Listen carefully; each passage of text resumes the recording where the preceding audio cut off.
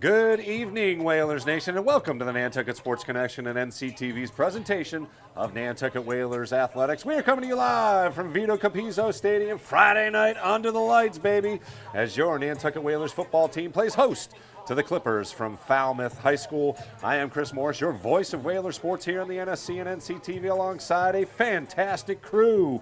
On the cameras, your eyes of the field will be Olivia Nascimento and Chloe Remick. Charles Douglas, of course, the brains of the op at NCTV, making us look as cool as we can. And for the first time this season, we have an announcer trifecta. That's right. We've got Hammy Hurd alongside me and Colby Lucas, our student broadcaster extraordinaire. Gentlemen, how are we feeling tonight? Feeling good about those lights. Yeah, I mean, I'm hyped up. It's Friday Night Football, so it'll be a fun one. It doesn't get much better than this. Our home finale, obviously we have one more game to go. Off island, it will be the Island Cup, 44th edition of the Island Cup, which we will bring you live from Fenway Park. Cannot wait for that. We will give you more details on all of the festivities before and after during the game. And of course, we'll chat a little bit about the Vineyard as well as we get all set for the 44th annual Island Cup game. But we've got a game here tonight as the Clippers have made the trek over. And before we get to our game preview, I do want to thank our founding underwriter for the sports here on the NSC and NCTV, the Nantucket Golf Club Foundation. They have made the students of Nantucket High School a priority of their philanthropic efforts and have continued those efforts with their support of our broadcast. The Nantucket Golf Club Foundation, proud supporters of Nantucket Whalers Athletics. The Nantucket Sports Connection would like to thank its founding sponsor, the Nantucket Golf Club Foundation, whose mission is to promote the positive development and enrichment of Nantucket's children. For more information on the Nantucket Golf Club Foundation, go to nantucketgolfclub.com. Support for the NSC provided in part by Highline Cruises, providing year-round high-speed service to Nantucket since 1996. For more info, visit highlinecruises.com. Underwriting support for this Whalers football broadcast on the NSC provided in part by Nantucket Bank and Rockland Trust, providing financial education and resources to local communities for over a century. Rockland Trust Bank, where each relationship matters. Support for the NSC provided in part by Myrick O'Connell, attorney at law, providing legal services for Massachusetts residents for over a century. Learn more at myrickoconnell.com. NCTV and the Nantucket Sports Connection would like to thank our Nantucket business sponsors for their support of today's Whalers broadcast.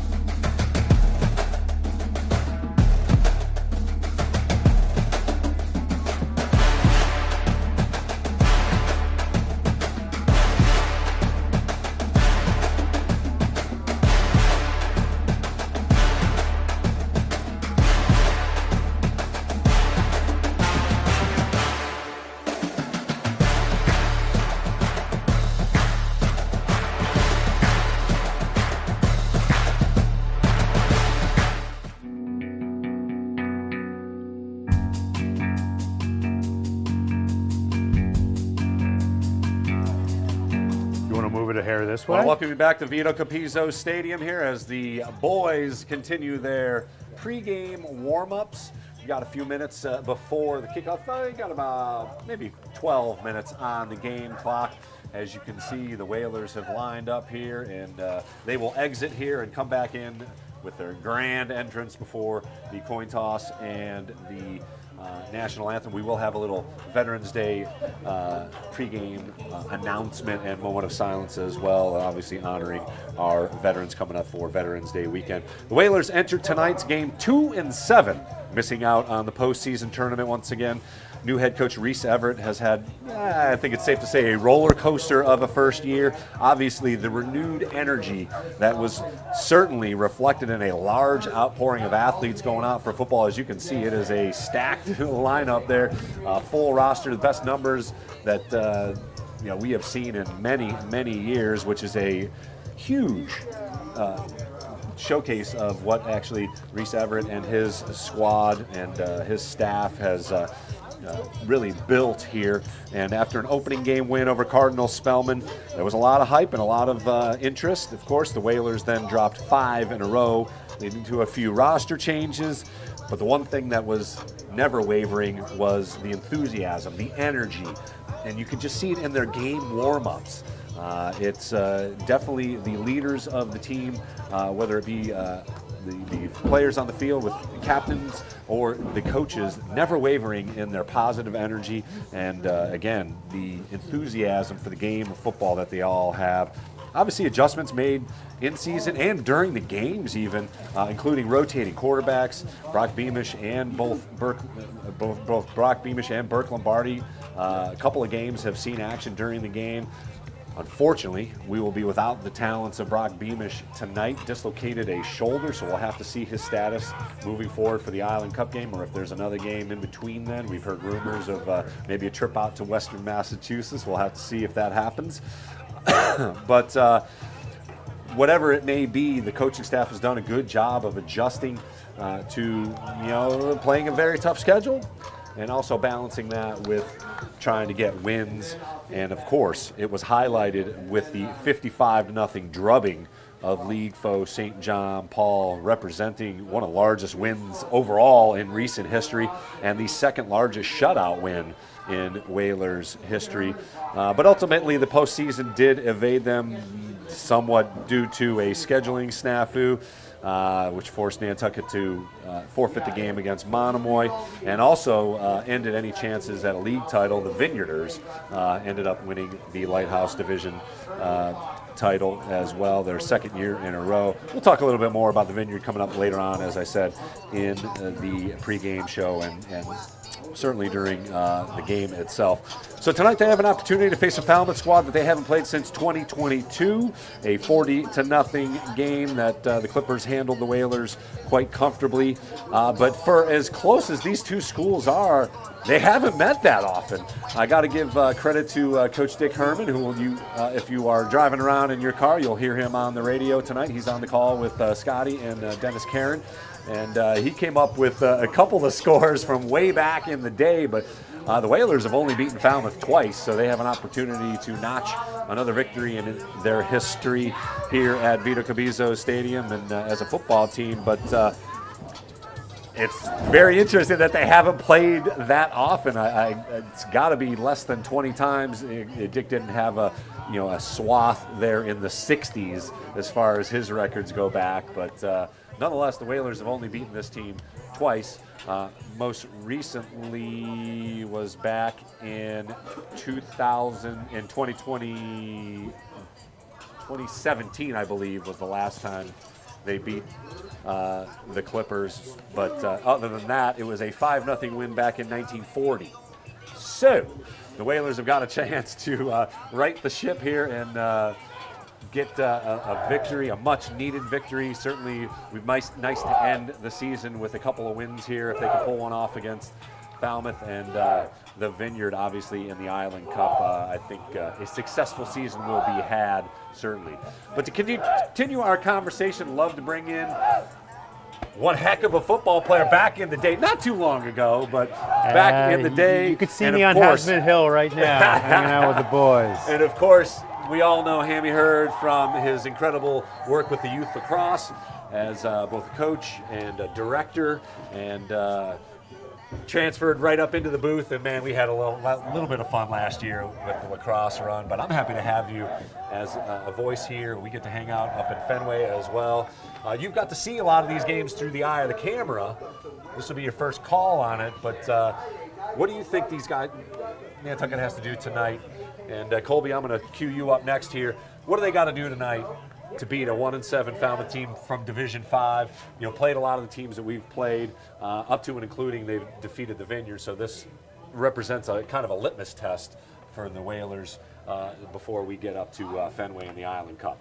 I'd say a big telling sign is going to be how they control those corners. The lower corners with the defensive ends pinching things in, and on the top side, the cornerbacks not letting anybody get behind them. That's really is the key. And we'll see how it goes. And we've seen it, and we've seen it on the other side also a couple times. The corners they've been letting up the big play every now and then, but there's other times where they've been played magnificently. So let's see if they're cohesive tonight, and the line is working together to protect the quarterback and on the defensive side, control the line of scrimmage against the Falmouth offense, and we'll notch up a W here. I think they have a fighting chance. Colby, you obviously know a lot of these guys, as friends of yours and colleagues and schoolmates. Obviously, without Brock tonight, things are going to lean on Burke Lombardi. What are your keys, if you could give us a couple of keys to the Whalers' success, as you have also seen a bunch of these games through the booth. You've been down on the field. And you and I had the opportunity, did a great job covering the JV game. We might see a couple of those guys hopefully getting some action here tonight. What are your thoughts? Well, I think it's going to be a really good challenge. I think Falmouth, obviously, being a bit of a bigger school, I think the Whalers have a definite fighting chance, and I think it's going to be a real telltale game almost to the Vineyard game later. Totally. Later on. But I think some of the key components of winning this game possibly are, I think, especially on the offensive end, utilizing the run game, because I think, what we saw in the SJP game was they just ran it, and it really worked If it ain't broke. Exactly. If it ain't broke, don't fix it. And, when the run game gets going, you can also get the passing going as a result of that. I think on the defensive end, just containing the pass game, slowing down the run game, just overall consistent play. But I think this Whaler team can put up a fight against this Falmouth team. I definitely think I agree with you 100%. With both of you actually brought up all my talking points. I might as well throw this script away. But the biggest one, I think, honestly, is you hit it. No big plays. The defense has given up too many big plays at inopportune times, and they can just not. They can't afford to do that against a team like Falmouth that is probably a little bigger in the skill positions, or the offensive line, defensive line. So obviously those guys in the trenches are going to have their work cut out for them. And obviously turnovers. We didn't talk about turnovers, but man, throw the ball away instead of throwing it to the other team. Take your sack if it's going to happen. That's okay. We live to fight another down. So if they can get away from giving away the ball and maybe taking away the ball a couple of times here, I think the battle of the turnovers will be another one of those key components. But I think, as you guys have said, this is anybody's game here. This is a very well matched up game here. I'm glad it's on the schedule. I think it's a good year for it. Falmouth maybe not as successful as they want to be. Certainly Nantucket disappointed in a couple of the game's outcomes. But these two teams match up well. I think it should be a very competitive game. And again, the Whalers trying to finish off the season well. So is Falmouth. They're trying to finish off the season. They got a few more games coming up, as well as a Thanksgiving Day game. The Clippers under head coach Tim Medeiros, as I said, a disappointing record overall, 1-7. Their lone win poses an interesting conversation, as it is over the Vineyard. They've defeated the Vineyard 21-6. So this will be, as we said, a good litmus test as to how we should shape up against the Vineyard, which, again, was an incredible matchup last year. I mean, obviously we came up on the short end, but what a great game. I mean, what a great game. Couldn't have asked for much more from the 43rd edition of the Island Cup. But, man, we can't wait to get up and jump on to Fenway. What a special, special treat that is going to be. Senior late lineup for Coach Medeiros, 20 seniors in total. But the Clippers have lost 5 in a row after that Vineyard win, and they have gotten outscored 165-88 in that stretch. So they have to obviously look to get off the schneid here and close out the season with a positive. Trayshawn Days will be behind center. The junior quarterback is athletic, and he will try and get the ball in the hands of some of his playmakers, including Captain Nathan Bushy, another senior Danny Hanlon, and Jacob Larry, all coming out of the backfield and catching passes out of the backfield and wideouts.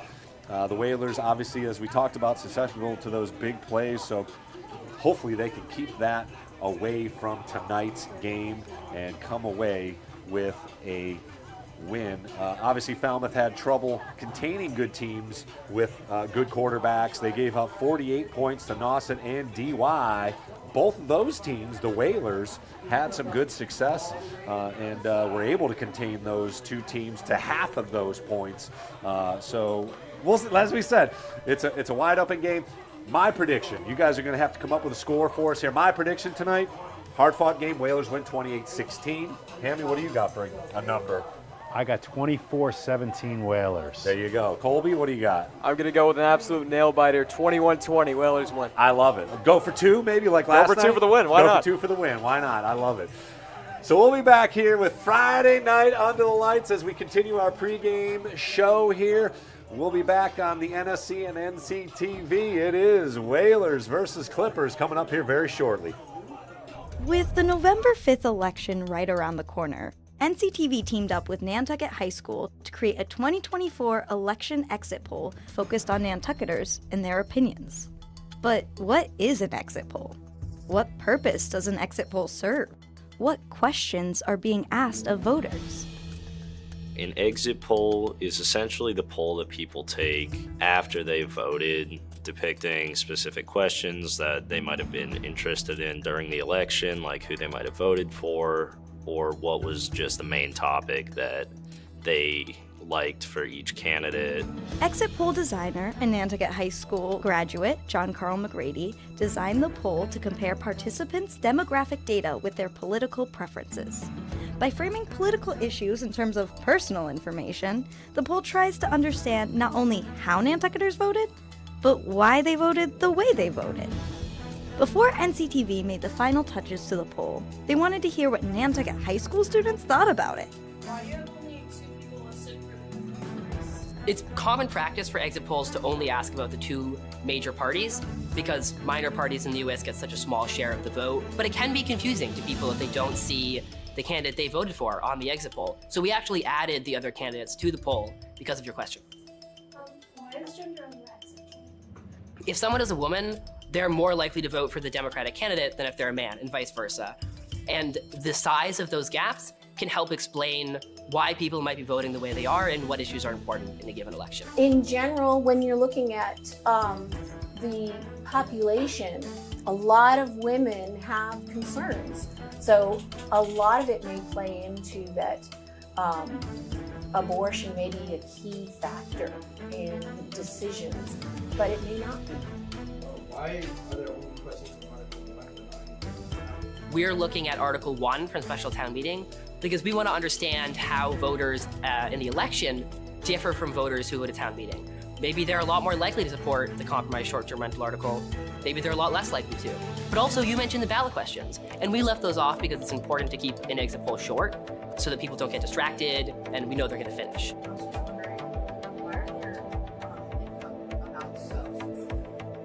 The first bracket goes up to the median income for the United States. The second bracket goes to the median income for Nantucket.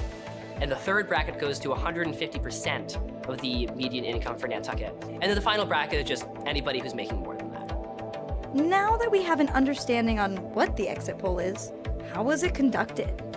How were the exit polls calculated? So how does this work? It's hard to get a representative sample of people who voted. For instance, we couldn't poll anyone who voted by mail. And that introduces a significant bias in our results because people who vote by mail are more likely to vote for the Democratic candidate. But what we can do is we actually know by the time we release our results exactly what percent of people voted for Harris, Trump, and so on. So we can actually weight our results to those numbers. And let's say our poll said 58% of people voted for Harris. It turns out it was 62%. We'll actually correct for them as well. We set up a couple of computers outside of Nantucket High, and we would catch people as they're coming out of the voting area to hopefully select our polls, go up and just do the poll, and we could hopefully get an accurate reading on who's doing what on Nantucket. Going into talking to some strangers and getting them to take a poll was pretty nerve-wracking. It's not really anything I've ever done before. But after a while, I got the hang of it. I just went up to them, kept a smile on my face, and then most people were willing to take the poll for us. I am really excited to see which way Nantucket votes. I mean, I think I have a pretty good idea of which side it's going to swing towards, but there's always a chance that it's not going to be like that, and I'm excited to see. For the Nantucket community, I think it's just generally really important to know who our president is going to be and what they stand for, especially since we live on an island where the environment is really important to just live on because of erosion and things like that. And I think it's good to know what the majority of people think would be the best for our island. Even though we have such a small population, it still contributes to like the majority and who's going to get elected, and every vote counts. So. And I think that when we're being shown different viewpoints of different people in such a secluded place, it can almost bring us closer together if many people have the same viewpoints as you. And I just think it's a really interesting thing to have.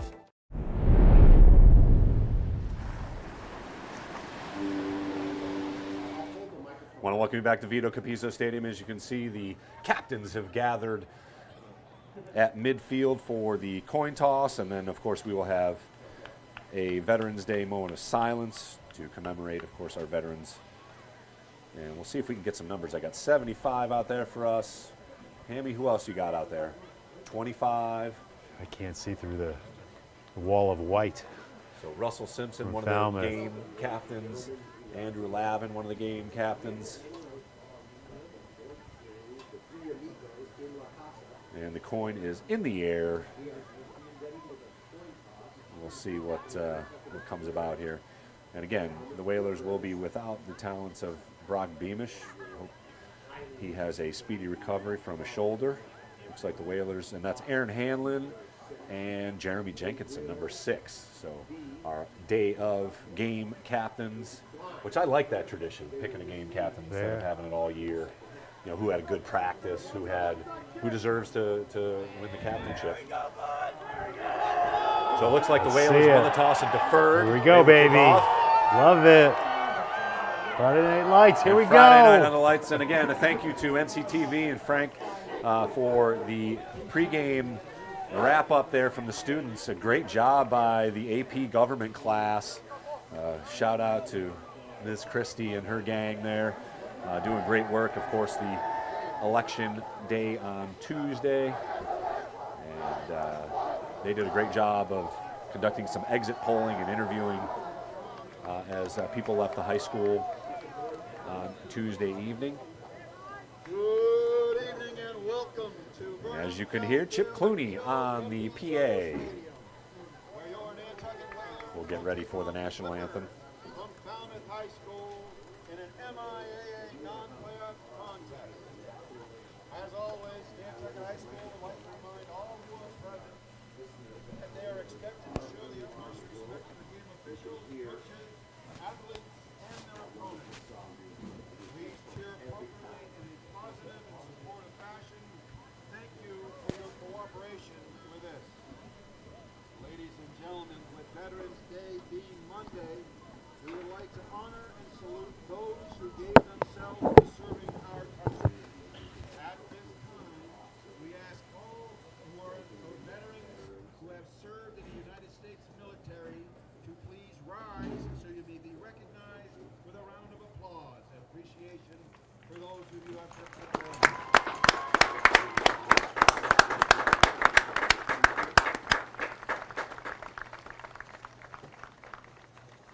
And now, ladies and gentlemen, we ask that you please join our veterans and rise for a moment of silence to honor those men and women who have made the ultimate sacrifice in defense of our country. Those who have lost their lives from the United States Army, Navy, Air Force, Marines, and Coast Guard.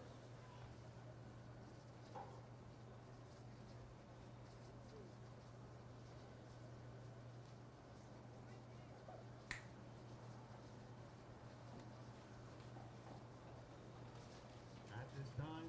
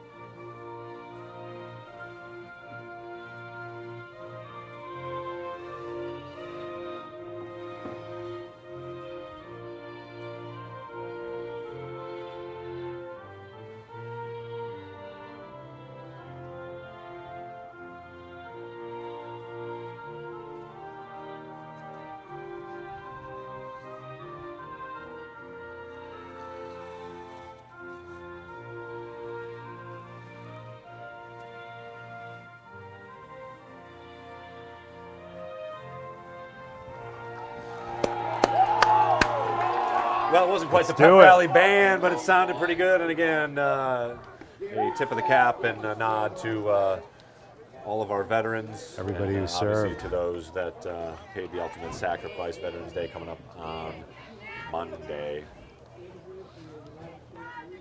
Let's set the tone here. Get a good kickoff. And as We got the usual, wind. The first couple plays here, first couple minutes of the game, first drive of the game, always important to, as Hammy said, set the tone here. And I'll tell you what, from this side, we saw the kicker.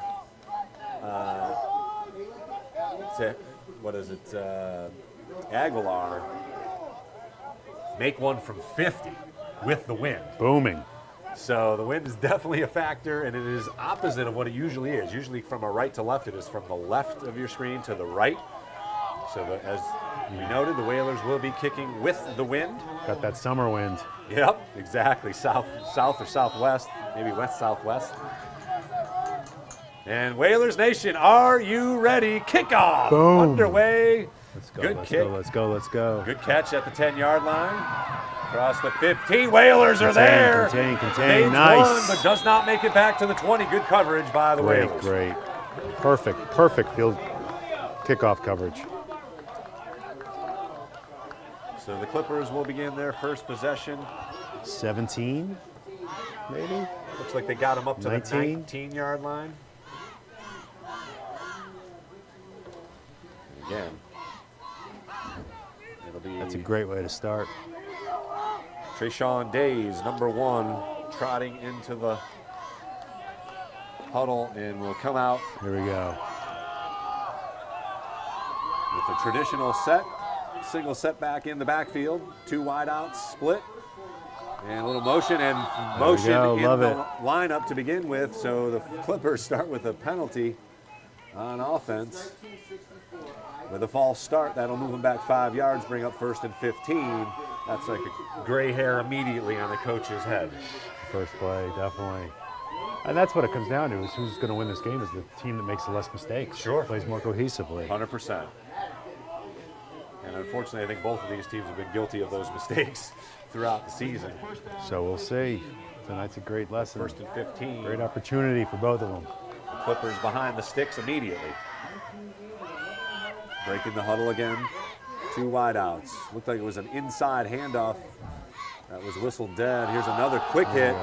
And room to run across the 20 to about the 25-yard line. So Nice a good burst. gain on 1st down. And that was the guy that you were noticing on the sidelines, number 14, Terrence Davison. Great burst. He hit that cold quickly.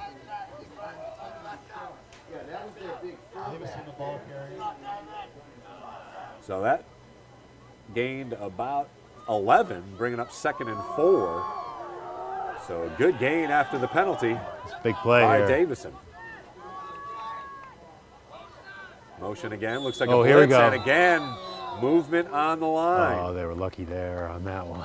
That snap went That over false start helped them out big time. over the head, so clock stops once again, just underway here. 11:11 on the clock, but another penalty will That was a good mistake. bounce the Clips. Yeah, a lucky mistake A there. lucky mistake there, definitely. So 2nd down and 9 now, as the Clippers have gone forward and backwards here in less than a play, 2 plays. So no wide out here to the near side. It'll be a double tight end formation. Nobody in the one single running back, and a little quick hitter once again. A fumble? Ball down. Fumble. And the Whalers have recovered on 2nd down. Davison once again, and somebody got a hand in there and knocked it out. There's our There we go, turnovers. baby. Let's take another look at it.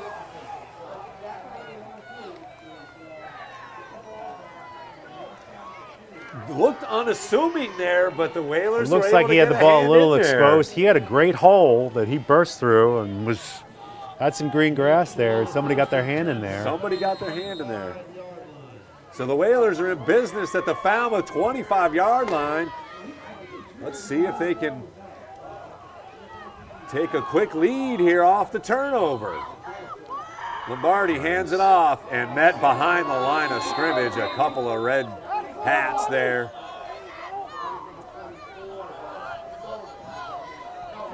Tilton with the carry, but yeah, he was greeted rudely. Somebody came freely through. That's something that we got to fix quickly. Everybody's got to make their blocks on that line. And there's definitely a bit of misdirection there behind Burke Lombardi, but did not matter as Tilton was met behind the line, loses 2, brings up second and 12. Falmouth is a big boy, and he's got a Hanlon in motion. It'll be Sullivan, but that fools no one as well. That'll lose more yardage. So the Whalers are going the wrong direction. I will mention again that I know it was practice, but our kicker, Mr. Aguilar, nailed one from 50. So I'm just going to say we're in field goal range at least. Third and long. Be nice to see, but let's get a first down here first. 3rd and 14 for the Whalers. Let's see a nice pass play. We got the wind. It will be Burke Lombardi once again behind center. His second start of the season. We got Aaron in Hallen, just his freshman year. On the this strong is an obvious side. passing down. Drops straight back, rolls out, looking There you go. deep. One-on-one Got a man out there. He's got one-on-one. Oh, just overthrown. Good throw. Gave Hanlon a chance, and it was the other quarterback, Trayshawn Days, on the coverage. This is a good pass. Let's see what they're going to do here. Beautiful lofted ball, and number 3, Let's see if we got a Jamison Murphy also out there trying to keep track of Aaron Hanlon. As you saw, he had a step They and are a half, going for it but, on 4th down. Looks like the Whalers going to go for it here on 4th down. Not believing in Aguilar's leg. We believe. We believe in Aguilar's leg. 46-yard field goal. Pretty aggressive for high school, certainly. Hey, he did it in practice.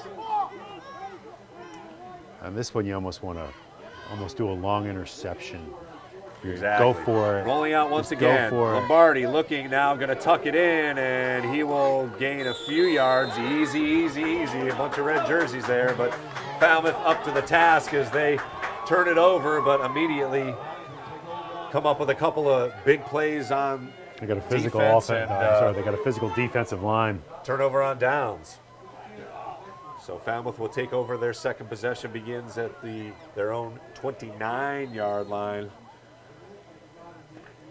Colby, an interesting call on 3rd down, going for the home run ball, but it worked out almost as a punt here. Right, exactly. And the other thing is, too, if they were planning on going for it on 4th, I don't mind the call at all. Days with the snap, and he runs Option it play. as the quarterback gets decent yardage on the first down run. Looks like they'll mark it at the 35-yard line.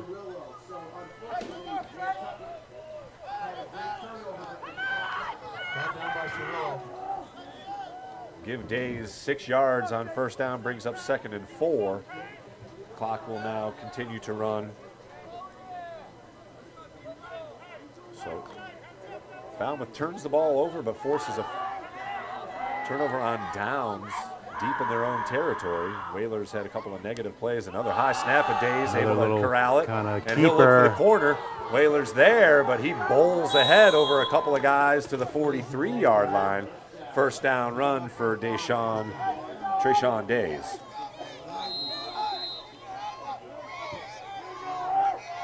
As you can see, broke one tackle and then barreled ahead for first down yardage.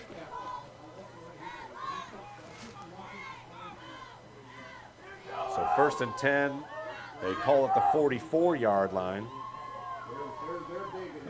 Clippers have been able to move the ball, no passing plays yet. And again, the turnover on the second play, and timeout. Medeiros is hot as they have to use a timeout here. Maybe the play didn't come out, so the clock will stop with 7:59 on the clock, technically, as we have our first timeout called here.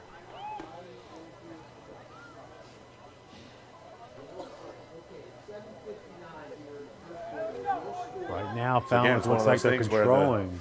the Clippers have just run the ball right down the throat. Yep. Going to have to stop them in the trenches here to get to force them into a pass almost. But Right. Yeah, containing the run's definitely going to be a key to winning this game for the Whalers here. so quickly out of the timeout and into the And in motion, play. It'll be a pitch. sweep out to number 3. He's got some running room across the 45, out across midfield, Picked up some and steam. finally down at the 49. And some extracurriculars. Easy, fellas, easy. Another good first down run. Yeah, they're on both sides. Certainly no love lost between these two teams. They've faced each other plenty on many fields. It's been a while since, well, it's been a couple years since the Clippers have come over to Vito Capizzo. They mark it right at the 50-yard line, so bringing up another 2nd and 4, another Big 6-yard stop run here. on Big first stop down. here. Let's see this. Come on. Motion Same behind thing. and a pitch Same out. play going the other way. Cross midfield. Nice. And Great, nice great way to open field stretch. tackle, number 11. Aaron No surprise Hanlon. there, Aaron Hanlon. Textbook. Uh-oh. 2-yard gain. Jeremy's down. Jeremy Jenkinson, it looks like. Oh, no. Canton Jenkinson. Oh, Canton Jenkinson. A little slow to get up, but he will come off under his own power. And he brings a bunch of energy. Obviously, the twins, Jeremy and Canton, integral cogs. And many sports on this island. Many sport, 3 sport athletes. And one of the Lords of the Rings, as they've called that linebacker package. So 3rd and 2 here. Yeah, we got to think maybe 4-down territory for Falmouth as well, but Nantucket's got to come up with a big play here. Let's They see haven't them stopped the Falmouth stuff that run line. game yet. Pack that line a little bit. Looks like a blitz. Nice little move. Days steps back for a moment, and they do on the blitz, hat. and they had him behind the line. And they still got But it. the corner's Hey, made the there, turn and he corner. now turns it inside the 40 to the 34. Again, that was number 14, Terrence Davison. He's got great burst. Turn that corner nicely. They had some penetration, but Tilton unable to get the hands around the waist. And that allowed Davison the first down yardage. It'll be 1st and 10 inside the Whalers 40 at the 38-yard line. Clippers in business, and the Whalers, again, got to try and stop the run here. Canton's back in. Good to see number 3. Do want to shout out to Katie Klatt, who's watching us from Mass General. Hope all is well. There As you can see go. the Whalers with a penalty flag down. Could be got a holding hold, too. or a face mask. We'll have to see, but the Whalers able to stop that play behind the line of scrimmage. And again, hope all goes well, Katie, and a speedy recovery as you get to watch our Whalers up at Mass General on YouTube on the NSC. I would decline this if I was the Whalers. That's an interesting If this was call. on Falmouth. Nope, it's not. Oh, it's on against Nantucket. Nantucket, so that takes care of that. It must have been a face Some sort mask. of- So that will move the chains, and the that's a Clippers are in business here, deep inside Whalers territory.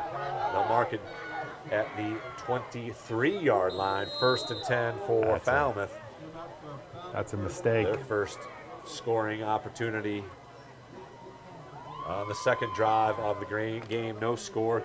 Clock just under 6 minutes to go here in the first quarter. Falmouth has owned possession for most of it. Days back to pass for the first time. He's got a man out in the flat. And We'll caught, take that.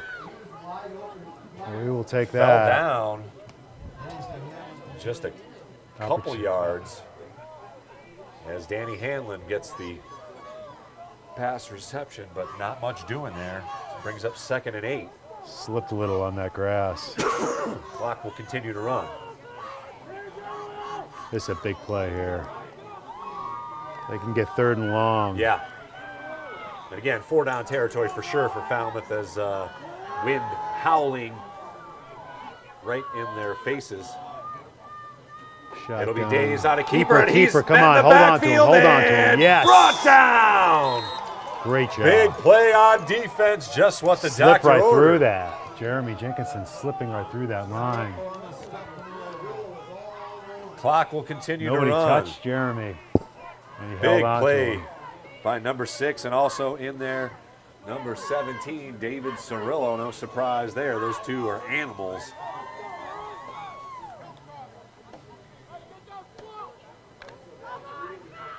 Third and 13 now for the Whalers, or for the Clippers offense, I should say. Big third down. Big play, come on. Gonna Go run right it to the and center. right up the No, middle. oh Oh, my Days God, actually great, kept it and great fooled play. me.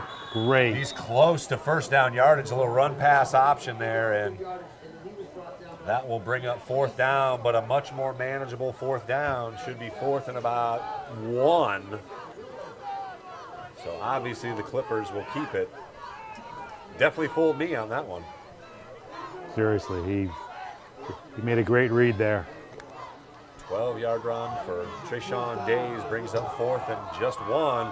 So another big play here on defense for the Whalers. Big dude in the backfield. It'll be Days keeping it and getting first down yardage inside the 10 to about the 8 as he falls forward. First and goal, Clippers.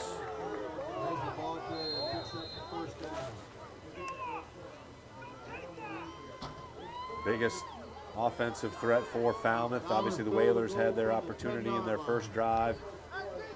Fumble recovery at the Clippers 25, but they went backwards instead of forwards. And ended up with a fourth down, turnover on downs. So 3 wideouts here as Days is in the shotgun. Motion in front, he'll keep it. Again, athletic guy, and he's got room inside the 5, falls forward to about the 2. So second and goal upcoming for the Clippers, but they are knocking on the doorstep. He's got great footwork. Yeah, we knew he was athletic. We knew he was going to be a runner. There we go. Now he's out. They've got a rotation No, of I guys see. No, they brought him in. in the backfield as well.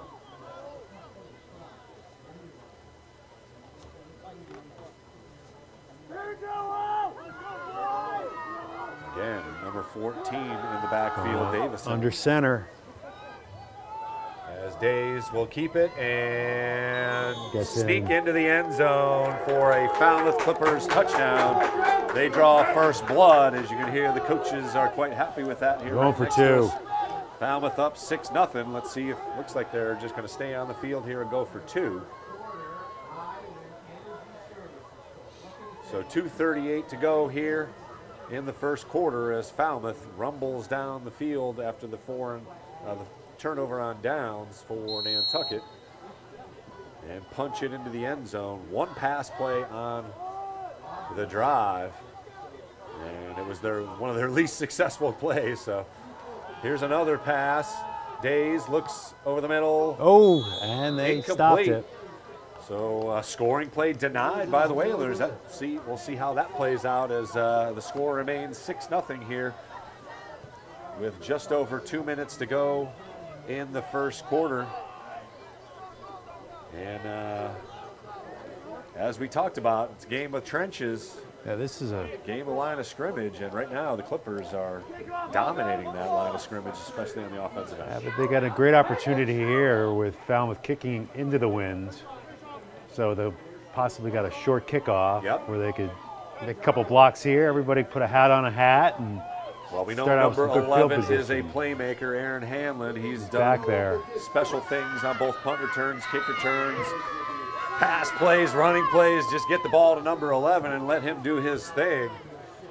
So we'll see if maybe they squib it. A lot of teams have done that to keep it away from Hanlon. And Interesting, they got 3 men back. yeah, I think Tilton might be back there. I always love the wall, setting up a wall. And Falmouth will kick it. There you go, right to Aaron. And Here we Hanlon's go, here we got go. it. Follow your blockers. Across the 20 to the Come 25. on. First, Across first, the 30 to first, the 35, first, 40. He's got the first, corner first. and out across the 40 to the 43. That's a great way to start. Great sprint And by do we got a Aaron flag Hanlon. too? Oh, give us 15 yards, please. Was there a face mask in there? Doesn't look like it's a block because he was Ball by ahead himself. of all the blocks. Colby, what do you see here? Any late face mask? I didn't looks see like anything. Looked like number 5 actually got the hand in there. Yeah, we'll see. Great run by Hamlin, regardless. There was definitely some laundry down on the field, but there you go. Face mask will be marched off. So great way to start. Great way to start on the probably field position once again 44 inside yard line. the Clippers.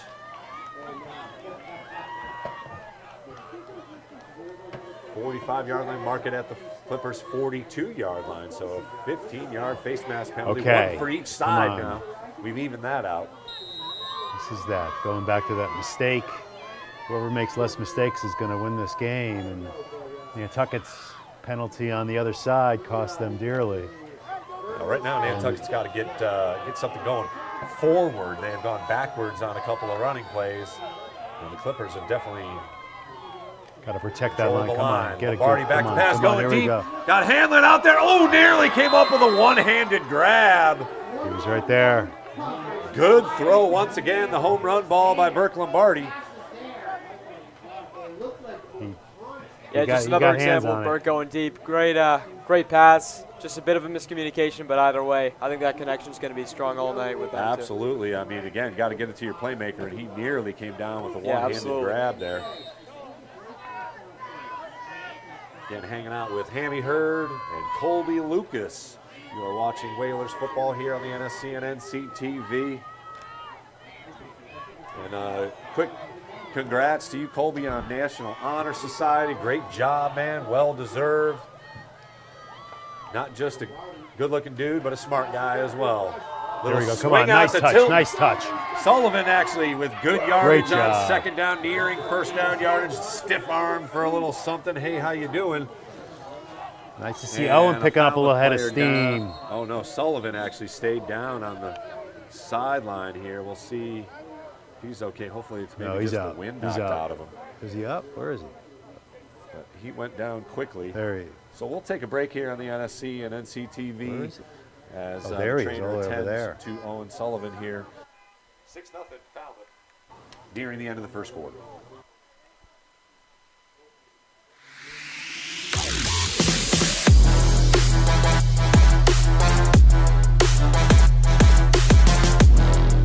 First hoop, Simpson gathers for Nantucket.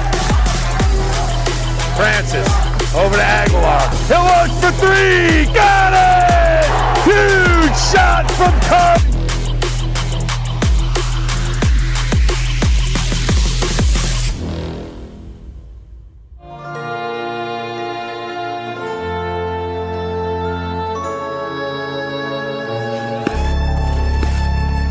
Nantucket Ice is about community,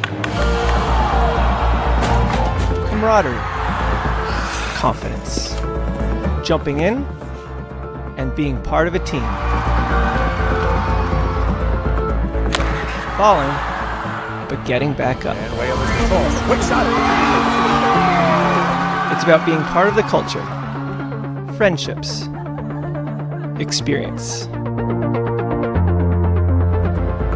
But ultimately, it's about being on the ice.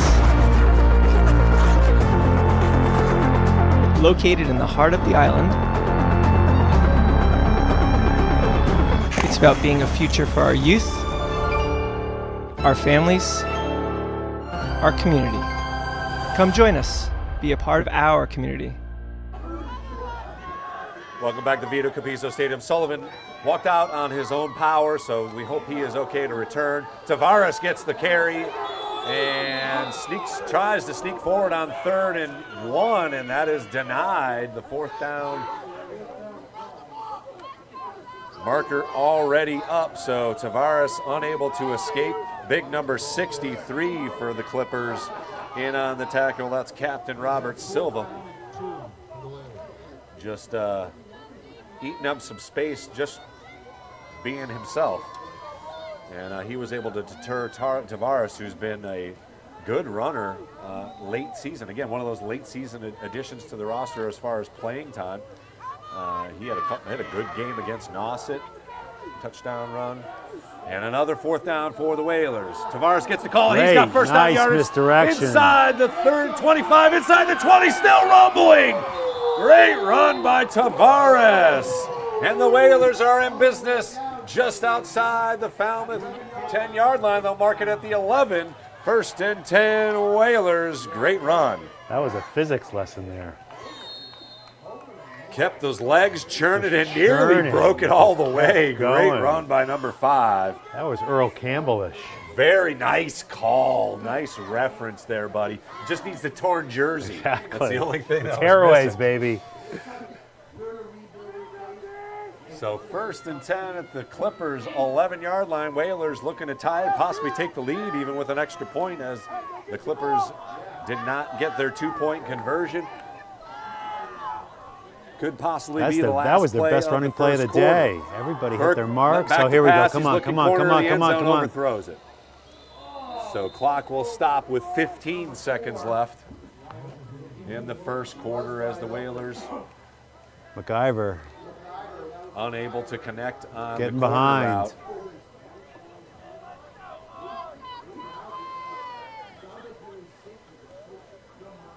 Intended receiver was McKeever.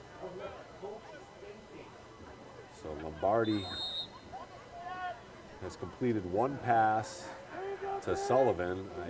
I haven't seen him in yet. He limped off, so should be okay to come back in here, but Tavares in at running back right now. Another misdirection. Here we go. Aaron, great cut. He's got first down.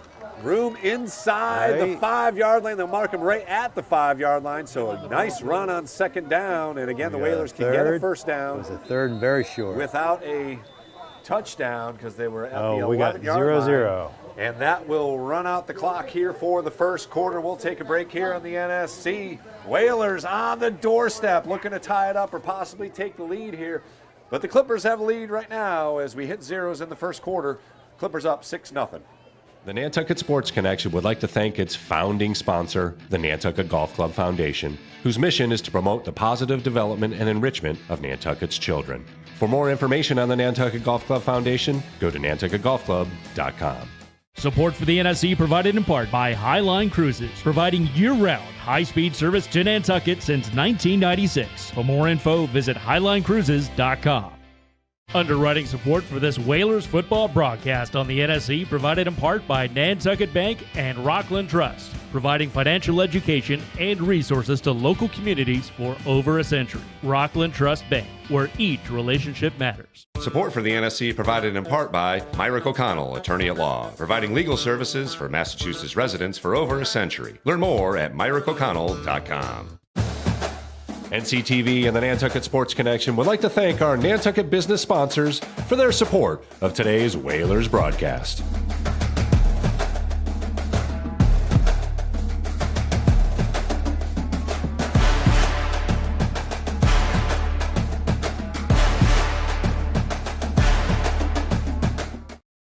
Welcome back to Vito Capizzo Stadium. The Whalers facing a 3rd and 2.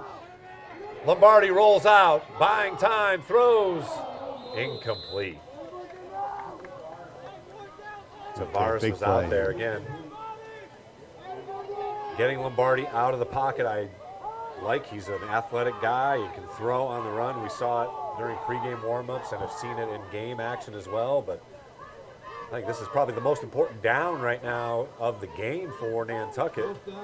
4th down, and they are choosing to kick the field goal. A little surprise there. But Aguilar's got plenty of leg for this one, and he is a solid kicker. Snap is key, kick is up, and good. Right through the that middle. would have been good from about 50. So the Whalers are on the board with a field goal. They take advantage of a couple of good runs from Tavares and are up 6-3. Yeah, we can look back on that one, maybe question not going for it, but again, the Clippers certainly have owned the line of scrimmage so far early on in the game, barring a couple of runs That's here Tavares in this drive. run. It's a good sign. Just keep wearing them down. Hopefully that's a sign of conditioning and Nantucket starting to control that line a little bit more than Falmouth does. So the kick into the wind was good. Whalers on the board, 6-3, unable to connect on third down on the pass. Colby, your thoughts on the field goal? I like the decision because, I mean, especially now making it a field goal game with a great kicker. I think it's a good move, especially to start things off. Don't get too risky. You know, a lot of football to be played. Exactly, right. Getting I mean, some this points. is the time Yeah, to take your points, baby. So, yeah, I like the decision a lot. I think it's a good start to this game. Aguilar back to kick it off once again. This one will be into the wind, so we'll see how much leg he can get into this.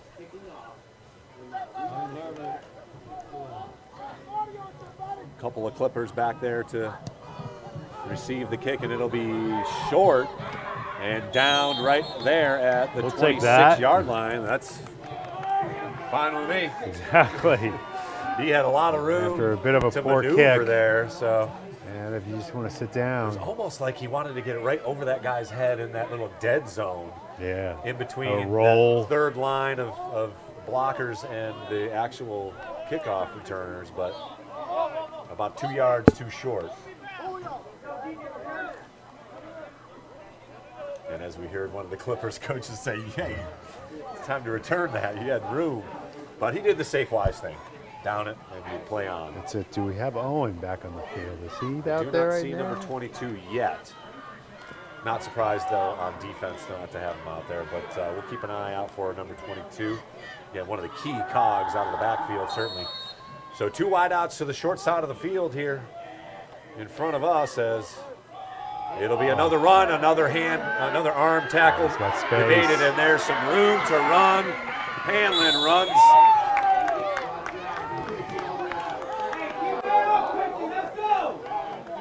Runs down Davison, but I'm saying it. he He's turned got down great the burst. Jets. He's got great burst.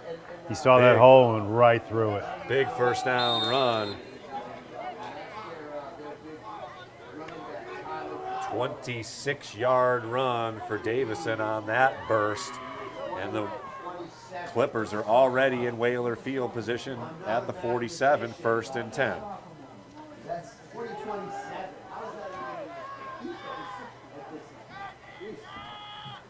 And again, handoff right up the middle is Davison. He barrels ahead, finally brought down at the 41-yard line. So 5 yards on first down for the Clippers.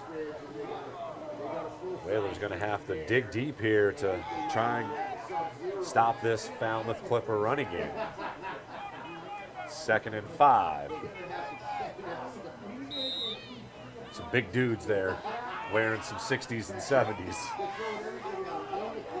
And that is the difference between Division 7 and Division 5. Just got bigger dudes. And more of them usually. Let's see it. Days in the shotgun hill. Here we go. Fake Here we it. go. They Drop got pushed. back. They Got got a man pushed. open deep. Incomplete. Hanlon was back there. They got in but there. They had push. Danny Hanlon, number 7 for the Clippers, had a step on him. Good fake there as, again, Days had time to fake the run and then drop back on that run pass option. And the home run ball falls incomplete, fortunately for the Whalers. They avoid Big play here. a big play. Big play here. So Who 3rd else can and stop 5. this? Upcoming for the Clippers at the 42-yard line of Nantucket. Definite 4-down territory. 8 men in the box. Slow Fumble. snap, Days Stop them recovers, nice. but unable to get first down Love that. yardage. Let's see what they're going to do. They get about a yard, so They that's go 4th for and it. 4. We'll have to see what they do. Another big play for the Whalers on defense. Yeah, we're going for it. They're going for it as Days. Again, we're not sure. I'm not sure if there's an Come on, actual big punter stop on here, Falmouth. Nantucket. I Big apologize stop. to the Clipper contingent, but could be one of those quick kicks that the Whalers do quite often. Days in the shotgun. Nope, they're going for it. Here we go. Here's a play. And trying to draw the Whalers off sides. Nope, they're going to let the clock run out. And they will let the clock or call a timeout. I'm surprised they Second called a timeout already timeout. called by the I'm Clippers surprised they here, called a so timeout and they just great let that discipline run. by the Whalers on the defensive line. They're not jumping off. Great to see. You know, you're surprised what that 5-yard penalty Yeah, you almost take the want to penalty. take the Who cares? penalty. Save this Exactly. Take the timeout. penalty, save the timeout. Exactly. On a punt, especially. Yeah. But nonetheless, it'll be a punt upcoming here, I would With the imagine. winds. Yeah, with the wind. You Punt with don't- the winds. Who cares about the 5 yards? We'll see if the butterfly effect of that is. And you never a know. punt They into still the end could. zone. They still could go for They it could here. still go for it. That's for sure. I don't see number 1 on the sidelines yet. So. Yeah, I wouldn't be surprised at all if they go for it after this. I mean, never hurts to just try and draw the defense off sides and Yeah, that's good coaching. run I it mean, back. So we'll see. Especially with 4th and 4, it's an Right, automatic exactly. first down. Driving into Nantucket with the territory, I think they're offsides. going to stay. And Days is still in there, so 4th Yeah. and 4. We'll Interesting. see if they actually go for it here, or whether he does a quick kick. Going Yep, back. going for it. The Love pass. it. Whalers bring the blitz. Oh. Got a man out there. Incomplete. Oh, the Whalers had an opportunity to intercept, but off the fingertips. That's a mistake on Falmouth. He had that in his hands. We'll take a look at the replay here. It was one-on-one in coverage his out there. hands. Canton Jenkinson got the mid up and distracted number 4, Nathan Bushy, just Nantucket enough. will take that. Hit him in the face mask and falls harmlessly to the ground, and the Whalers force a turnover on downs on a big Okay, now fourth let's down capitalize on that. It's been a game of mistakes. stop. 9:30 left here in the second quarter. Whalers down 6-3. Their 3rd possession of the first half. They drove down and kicked a field goal. A couple of good runs by Tavares. And he will not get it. Lombardi looking deep on he's got the it run. deep. Got Come on, Hamlin come out on. there. Incomplete. coverage. Great Great recovery coverage. on defense. Got his hand right in there at the perfect time. Great coverage. Now, you were a running back on offense, but you were also a defensive back as well, weren't you? It's a linebacker. Oh, that was Trayshawn Days, Exactly, the quarterback. He's a great athlete. Getting back he was right there on there. And defense. it's a smart, athletic play. Get your hand right in there at the perfect time. Another great And he was long behind throw, him. though. Exactly. It was right on Burt target. Lombardi. Hanlon had the defense beat. And again, I like him rolling out and throwing on the run. He has shown that he is capable and throws an accurate ball on the run and stays away from danger. And the offensive line, they got good protection on that and set up a nice play for them to put themselves in position to succeed. 2nd and 10. Lombardi back to pass again. Quick pass out here. Breaks an arm tackle. And take it. out Gets it across back the 6 or 45 to 7. the 47-yard line. That is number 20, Noah Stringer, with his first catch That's awesome to see of the Noah. evening. Great play by Noah. And love those quick passes and breaks a tackle and gets some extra yards. The RAC, baby. Run after contact brings up a manageable 3rd down, we'll call it 5. That's it. Vince Lombardi was around him. He said, everybody's grabbing. Grab, Right. grab, grab. Well, we've got Travis Lombardi around. He's probably There you saying go. something else, but huge shout out to the Lombardi family. Again, Matty Lombardi, a 3-sport athlete as well. And of course now the starting quarterback. Okay, come on. Lots We of got some momentum athleticism here. in Let's that make something family. happen. Tilton in front, goes in motion. Lombardi back to pass, got time, looking, progressions, and sacked. As he Line was collapse. unable Nice to find play. an open receiver, the Clippers, that's a coverage sack there for the Falmouth defense. Nice line play by Falmouth.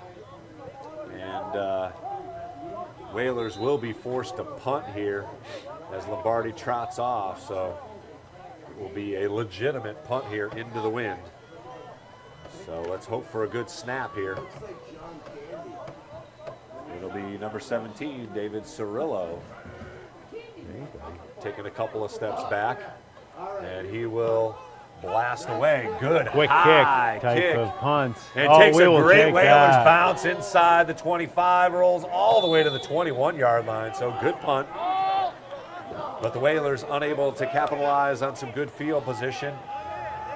And the defense will once again be quickly back on the field here with 8:22 to play here in the second quarter. Whalers still down 6-3. That quick kick seemed to catch Falmouth off balance there. There was no one really back to return. Wasn't a deep kick, but it was a high spinner and took a great Whalers bounce. Got an extra 10 yards at least. Got all of that bounce. Okay, First let's and 10 see Clippers. them. Let's see them put a stop on this. Trayshawn Days coming off a great defensive play. Brings the Clippers offense. Single setback. And he'll get the call bottled up. And the Whalers we'll take that. able Not to bad. contain. Got about 4. That's number 13, his first carry of the afternoon. That's Tyler Jaquello. Jaquello. Jaquello. Give it your best guess.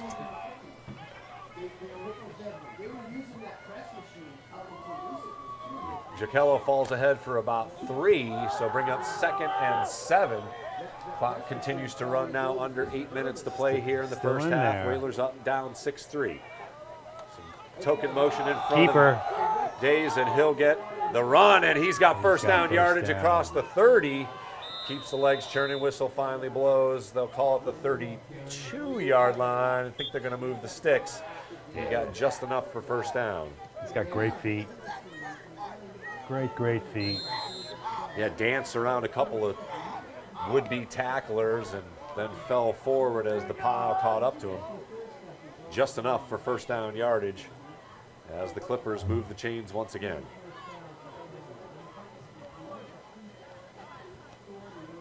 Love to see a stop here. And maybe an opportunity to either tie it up with a field goal and take the lead into halftime. Traditional setup, but a clogged up backfield. Days goes back, had some pressure from Dutra, wide open receiver. The throw forced him out of bounds, but that'll be first down yardage once again. Gain of 11 from Days. His best passing play, or the Clippers' best passing play, with a quick out. Going with that 8 in the box, really kind of spread them thin. Yeah, Dutra was getting to the quarterback, but Days able to loft it up over his big arms and completes the pass. Lucky the pass actually took him out of bounds. There was some green field in between him and a blue jersey. Nonetheless, first and 10 for the Clippers at the 43-yard line. Clock stops with the out of bounds play. 6:50 to play here in the second quarter. Again, drops back to pass, deep drop, and he'll take off. He's got some room across the 45 to the 50, 45-40. Days on the run, and he will get pushed out of bounds inside the 30. Huge play for Days. Flag down, in the backfield. Looks like we're bringing it back, Holding guys. on Falmouth. Huge, deep mistake. Huge mistake there. That's as big as those 15-yarders. That's a 10, 20, 30, almost 40-yard run erased on the holding penalty. And he did the quarterback did a great job too. Showing pass, taking a moment almost like a quarterback keeper draw. Lamar Jackson-esque on that recognition there. And he had room to run and nearly turned it into a touchdown. But fortunately for the Whalers, the laundry on the field brings it back as the clock stops with 6:37. So there we go. So it's, what is this? And now first and 20. Clippers behind the sticks here as the penalty erases a 40-yard run. So it's a 50-yard penalty. Hey. First and 20. Got to think pass here, but you almost got to keep a guy spying on Days as he can go anywhere. Yeah, that's why they're keeping that 8 in the box, and it spreads them a little thin for that gap. And it'll be a run play to the edge. So you go seal it. Good cut in and good first down run by number 3. That's Jamison Murphy, another rotation of running backs for the Clippers, and he got about 14. So the penalty yardage and some. Nantucket is pinching on the outside, but they're pitching a little too far out, giving them that room to burst through that line there and make that space. Recognition by the running back there as he cut it up.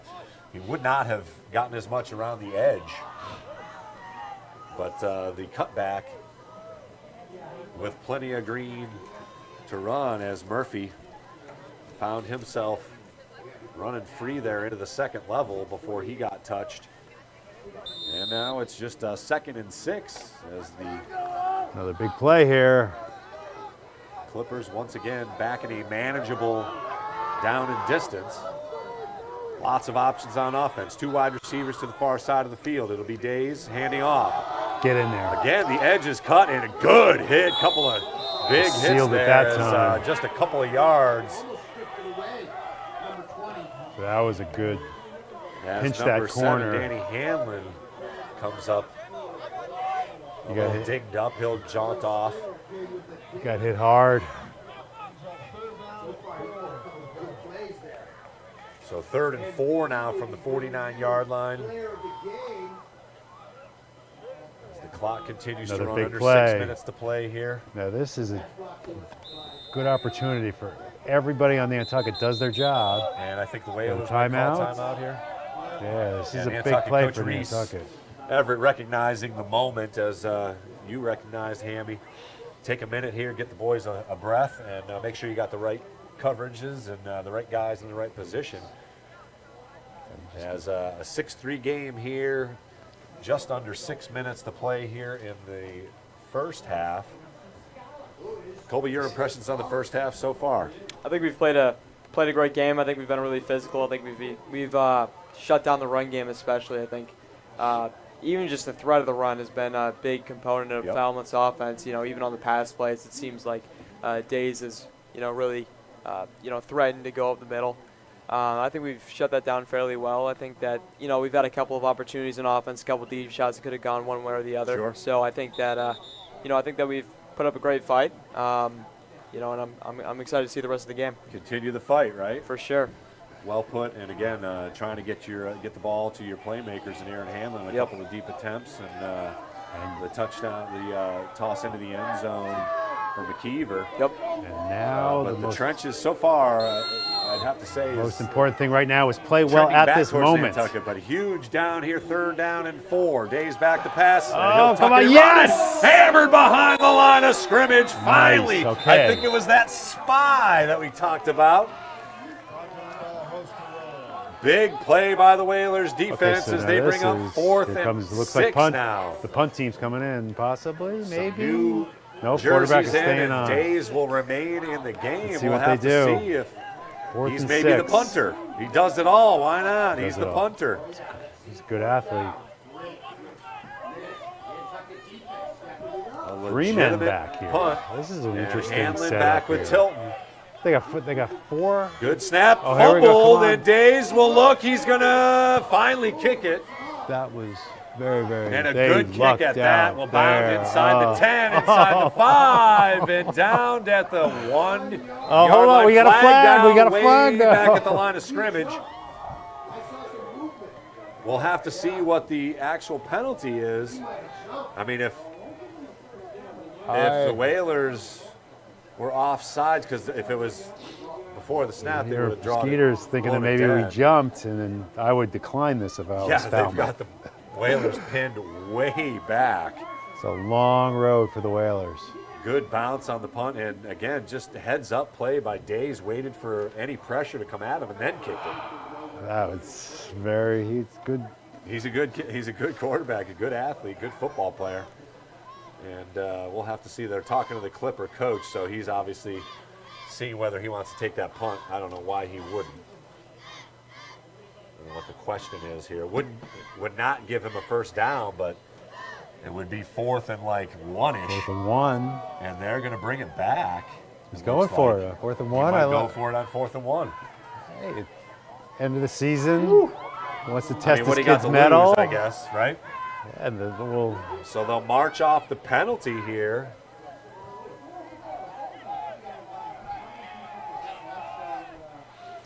So the defense will trot back on.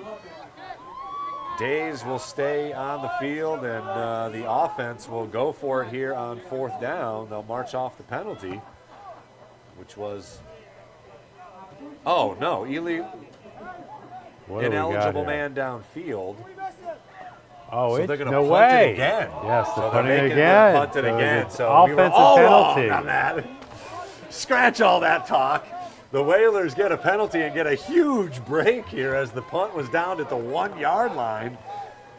So 4th and 11 now. Oh, that was a no-brainer here. Make him kick that now thing let's again. set up a good Holy return smokes. this time. Set up and a good he will return. kick it and send it down the sidelines. Bounds at about the 25 and Aaron, pick go, up at go, the Aaron, go, 20, go, 25, go, 30. go, nice. And the Whalers Take gain it, about 35, 34 take it. yards as they'll start the drive on the 35 in lieu of the 1 yard line. So a couple of huge penalties in that set for Falmouth, erasing a 40-yard gain, and they would have been basically first and goal, and then the penalty erases an incredible punt down at the 1 yard line. So, wow. Hey, now this is in this game of mistakes. Let's capitalize on this mistake. Absolutely. Go down. Get the ball to 65 yards and put it in the back of the end zone.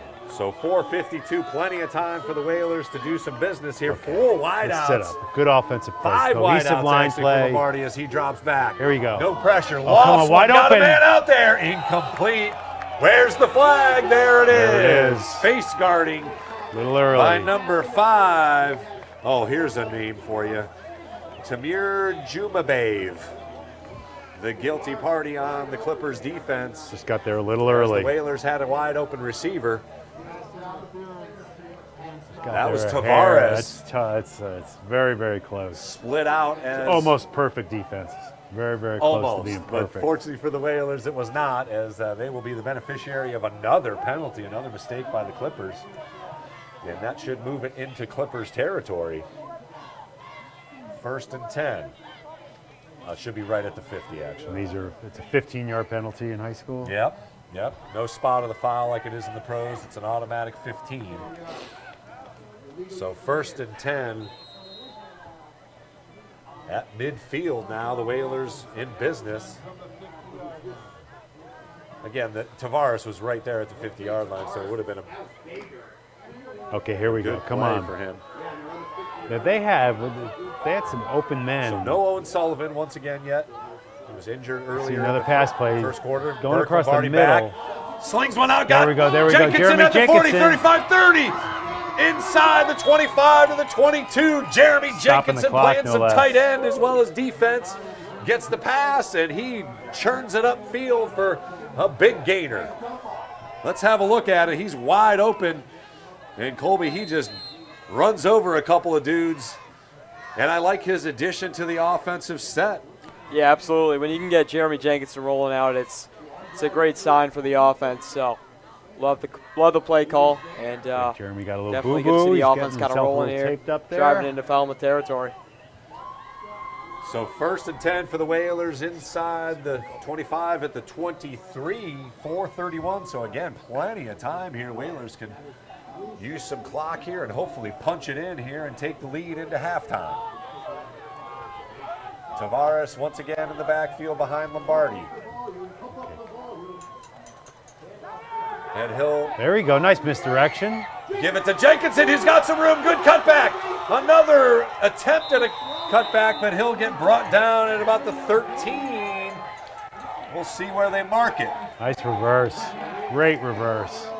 Sneaky play there as Canton Jenkinson, the Jenkinson brothers, See right there. Just keep going. in Don't cut back-to-back back. plays, and they give him just enough for first down yardage, so 10 yards on the run for Jenkinson. Clock continues to run.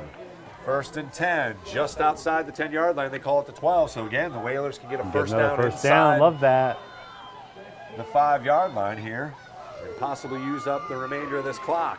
Lombardi, another tricky handoff. It looks like Brady Tilton on the carry. We got a As couple. the pile stops. We got 3 before he got pushed back. Short gain on first down for the Whalers. Give them a couple, so 2nd down and 8. Again, the running game is there, but it's almost token at this point. Get Lombardi rolling out here to the closest to us here, this near side of the field. Lots of room to operate. We'll see what the Whalers have got. tight formation. And clock stopped, or the whistle blows as Falmouth uses their third and final timeout here. Didn't like what they see. So 2:55, 2:59 technically, but just inside of 3 minutes as the Clippers use their final timeout in the first half with still plenty of time to go. But I think, again, the Whalers are about to score here. You use your timeouts. They can't take them with you. And this gives the Whalers an opportunity to talk about something. I don't know, it looked like a run play they were going to do there, but I'm looking for something rolling out here. Get Lombardi on the run. Yep. Let's see it. 6-3 is our score. Just under 3 minutes to play here in the second quarter. Whalers on the move. Certainly within Aguilar's field goal range. As he showed, he's got good leg. Okay, here we go. Come on. And the Whalers are right out of the gates, off the timeout. Same play called, looks like. Tavares behind Lombardi as they await the whistle. Motion behind. Going right up the middle. Tavares right up the middle. He's got some room inside to about the 5-yard line. They give him the 6. Third down and... So third down upcoming here. 3? As the Whalers... Or 4. Third and 4. Blasted right up the gut there. Tavares fell forward. It'll be third and we'll call it 4. A long 4, short 5.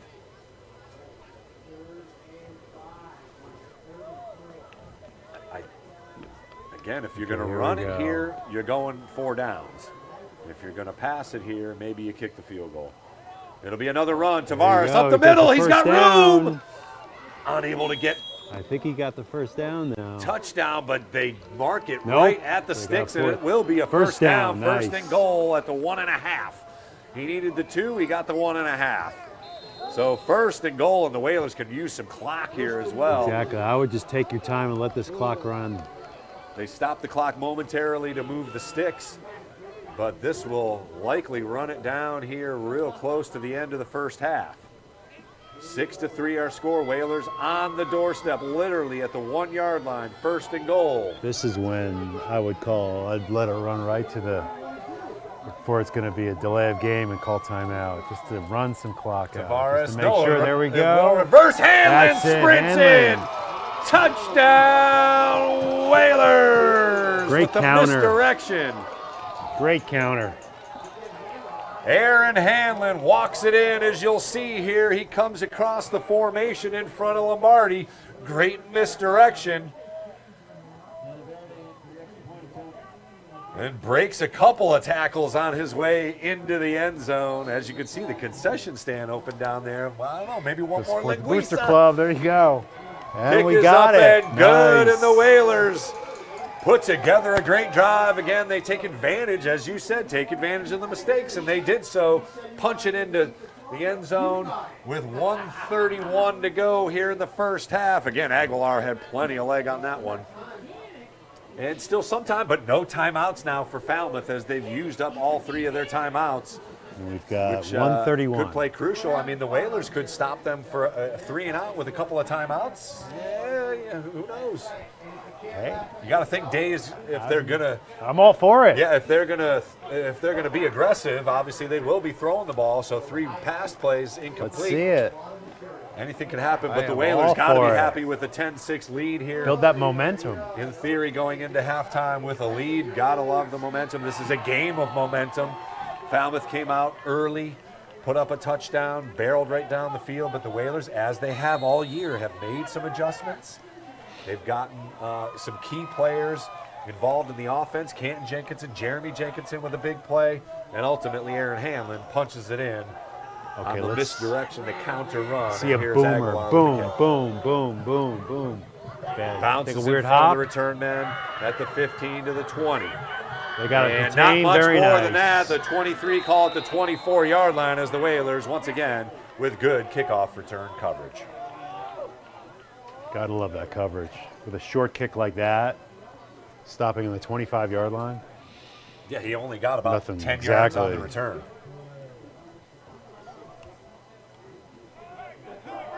So 1:25 on the clock here.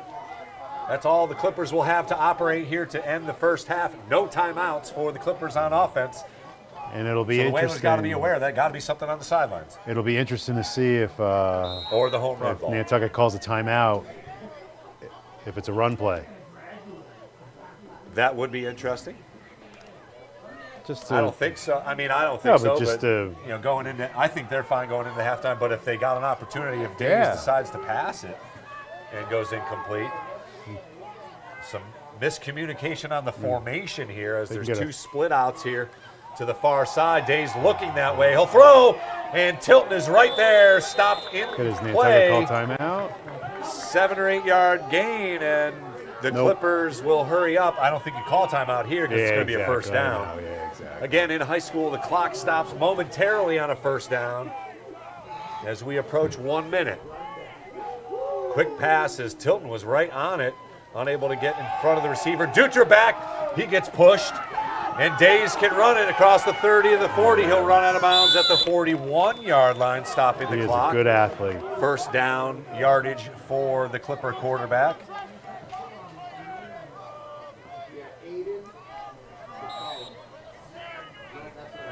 So clock stops with 51 seconds on the scoreboard. 1st and 10 Clippers. As we approach halftime here, Whalers with the lead now, 10-6. After the Hanlon touchdown, put the Whalers up. Days back to pass again. Some pressure up the middle, and he escapes, throws it. Incomplete, but does well just to get that off. A lot of blue jerseys with hands and arms grabbing at number 1. He moves around that pocket very well. Nifty feet to get around the defense, and wise to just get it out there. Incomplete pass stops the clock with 41 seconds to play. Again, no timeouts for the Clippers. They're going to have to operate quickly if the pass is complete. I think the Whalers just don't do anything now. Just got to hope for the end of the half here, and the defense can hold. Just don't make this is the no mistake time. Yep. No, not nothing behind you. Exactly. Nothing behind you. Again, 2 wideouts here to the short side of the field.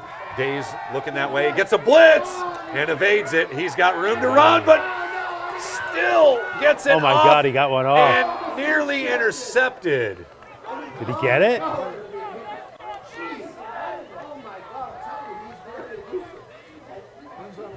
Wow, brought up a bunch, got through a bunch of contact there and through the hands of Hanlon. Nearly caught, too. Hit the ground. Did it hit the ground? They call it incomplete, yes.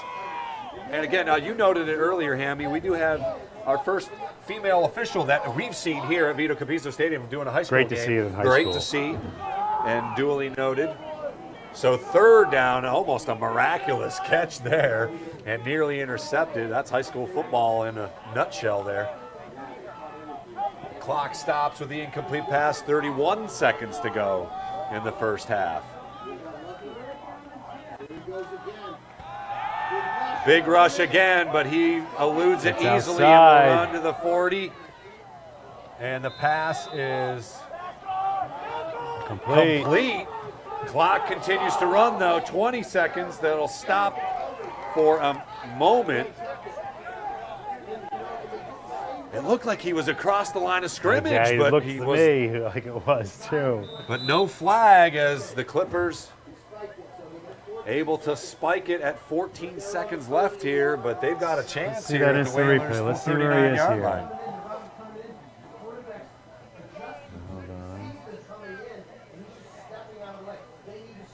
I don't think Charles can bring up a past 2 plays ago. Let's see if he can work some magic here and get us a replay of that rollout. Doesn't matter at this point. They're on the offensive line. There we go.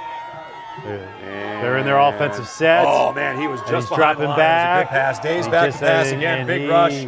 And he will go down. Got him. Finally, the Whalers able to corral him. That is it. And that great should way do to it. 3 seconds to 1, and we have reached halftime. A huge sack on second down.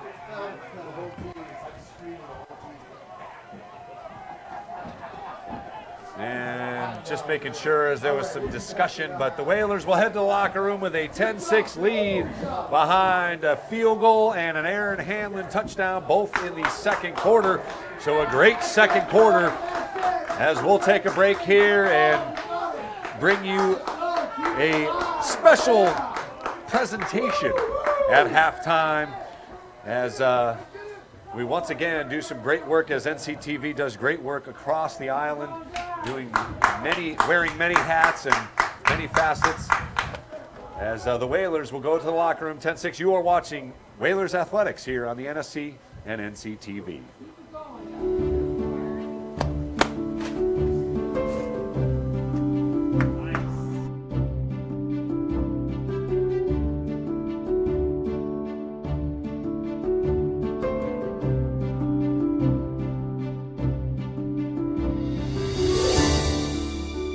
First-time voter?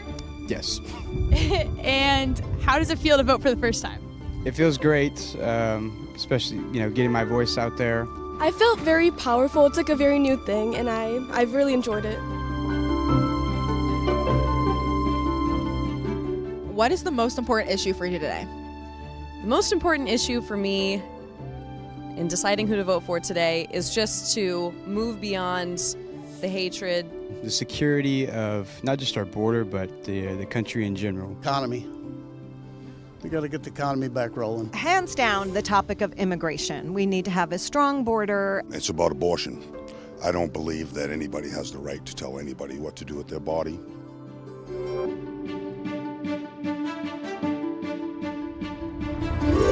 What is the most important ballot question for you today? For me, the most important ballot question was the use of psychedelic drugs in therapy for soldiers with PTSD. We should explore every avenue. I think it was probably to keep the psilocybin off the streets. The question about the change of the wages is important too. I think that's going to have a big effect on the restaurant business out here. The MCAS question was the most important. Not all people test well, and I was one of those people. I know it's hard for the kids, and I guess it's not pertaining to what their subjects. So I think that is probably one of the most important.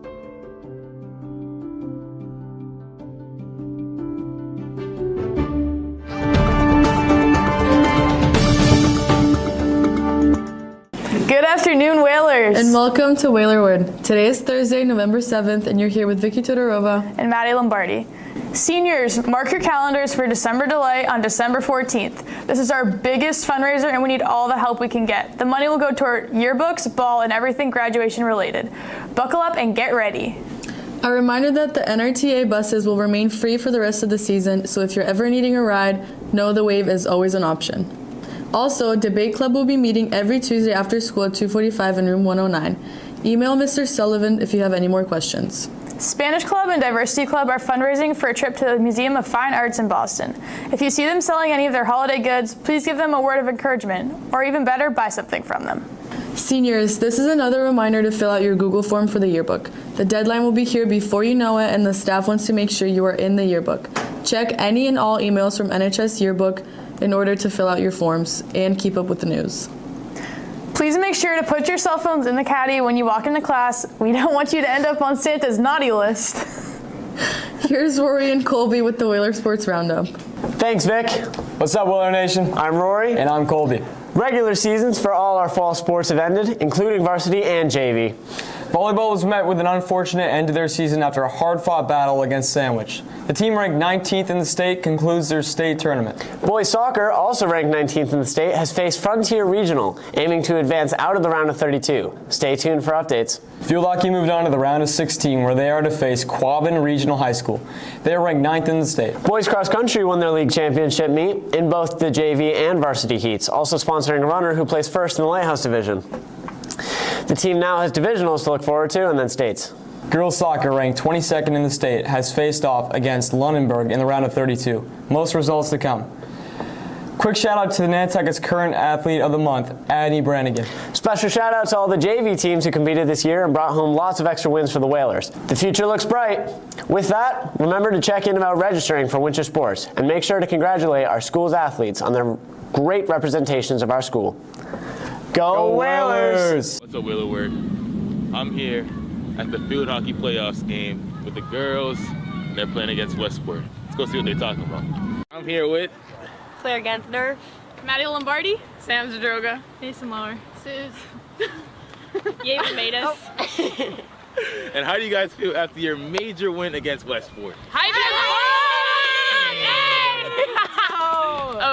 the next. On to the next. Yep, next game. Hey, well, Dude, how do you feel? How do you feel? You guys did a really good job. Yeah, how do you feel about Good goal, Maddie. Yeah, Maddie had a really good game. Lone goal here. Good shot. Lone goal. We love it. Love to see it. I'm here with Bodie, Eli, Kaiden, Colby, Keegan, Alex. And how you guys think the girls are playing so far against Westport? I know, 0-0 right now, but I have a feeling this team's special, This team's special. It's playoffs, game after game. Yeah. Just got to keep going, keep working, It is the first game, though. Yeah. I think their defense is amazing right now. I'm going to highlight that. The defense is locking them down right now. They haven't even gone half the field, I think. But, yeah, I just think we got to put some shots up and definitely go in. Okay. Eli and Bodie basically said it all, It's a strong game, good game. Not much penalties, It's a good game. I think they're doing pretty good. Okay. I think they're getting great shots up. They've been staying in Westport zone. They just got to get some to fall. But other than that, I got a lot of confidence. Record this. Oh, here we go. Here we go. Let's go. You see what I'm saying? On their side. We're putting the pressure. Keeping it on their side every time. I think it's a special group of gals. Okay. Yep. Sure, we're putting the pressure. What about you, Alex? Pretty good game so far. Putting shots up on their side. Got to go in at some point. Okay. Yep. Absolutely right. All right, guys. This has been the. So, is this getting posted? Now we go to Caroline with entertainment news. There's a free team portfolio class at the Artists Association on Mondays from 3 to 5 through December 9th.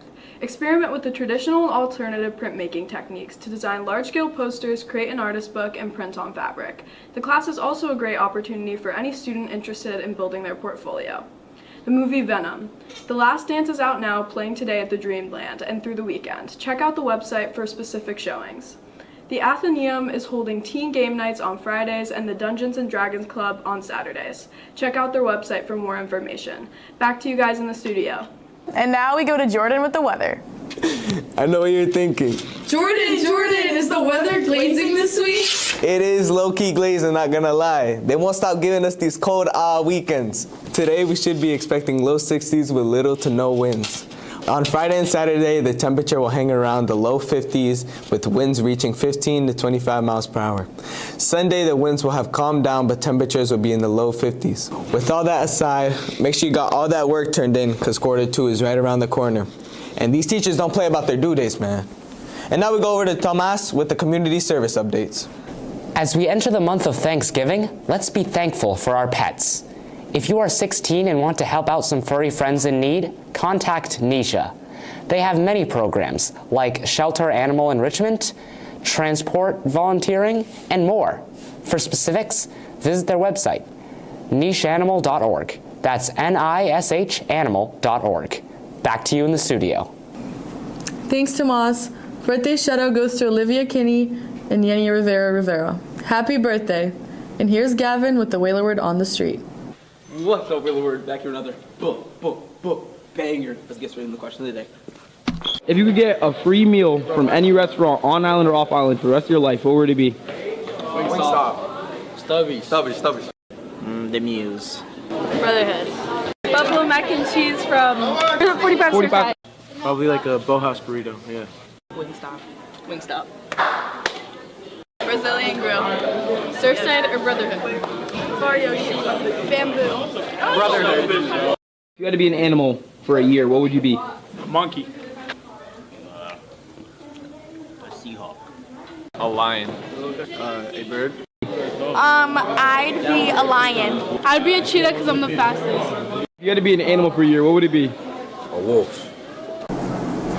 É agora os resultados eleitorais que tudo esperavam. A votação que estive na cabeça de todo mundo.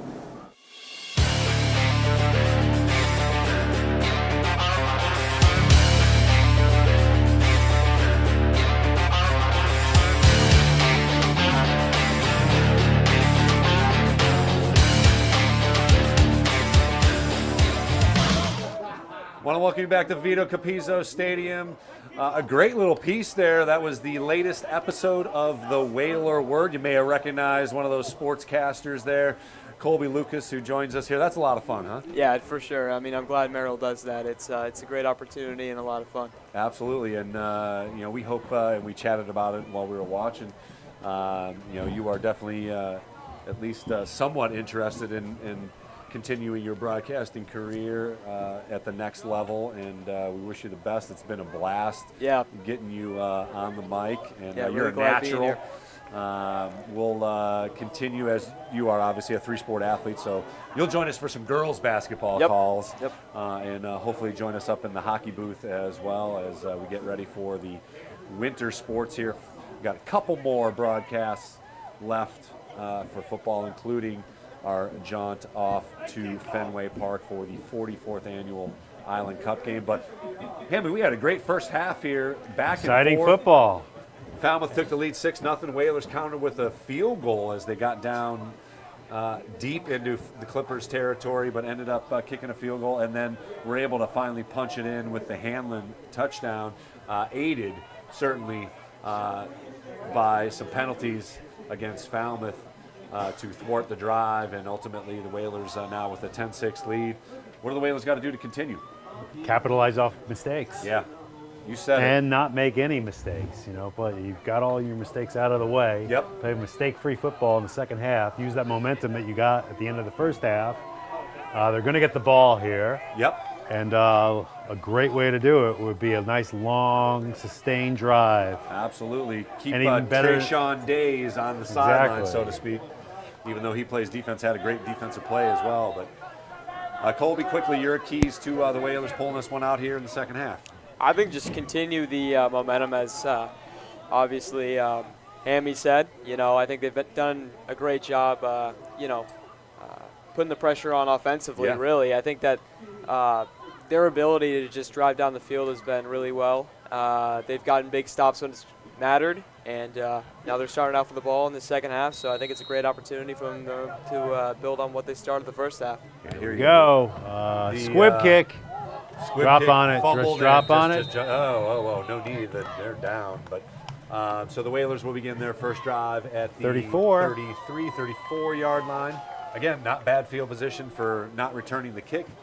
I think the war in the trenches has evened out. And Falmouth started off manhandling the Whalers on the defensive line, pushing the offense back, and then ran the ball right down the field to score their lone touchdown. But from that point, the Whalers have sort of taken over and punched back, so to speak. Yep. But they took that first gut punch, and hopefully they can run this one down here and add another score here as the third quarter begins. A little handoff to Hanlon. He's got space around the end. Cuts up nice to the cut. 40. Great cut. Another downfield block. Great. Oh, nearly broken as he had some but a great, blue hats joining him down the field. Great downfield blocking by McKeever. Turn that inside, making that guy miss. And a huge first down run for the Whalers' big offensive weapon, Aaron Hanlon. As the ball rests now on the 49-yard line, 1st and 10 Whalers. That was a great way to start. Great field vision. And a great cut up the field by number 11. Great vision by Aaron. As he does. To turn that back. There we go again. Waits the snap, and down he'll the get middle. it on a misdirection again. Good first down yardage. Number 24, Brady Tilton with the carry. Another one of the Whalers' seniors. And, of course, his dad, Fred Tilton, one of the assistant coaches and one of the JV coaches as well. A former Whaler football player back in the day. So 2nd and 5, long 5 anyway.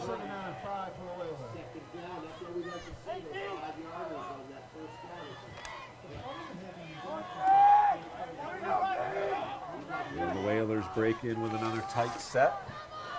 In motion behind, but a quick handoff. Oh no, fake handoff. Dropping back, exactly. Running, throwing. Complete. Here we go. Evades Got some one. space. First down, Nantucket. Flag down in the backfield, in the defensive backfield. You wonder maybe. We'll have to see if it's a holding, maybe a man downfield.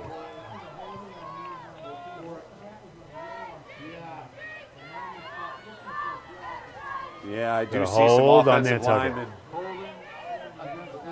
But holding the call, and that's one of those drive killers. We'll have to see. It should be from the spot of the infraction. If Charles can pull that up again, we'll have to see. Doesn't look like it is. 10 yards.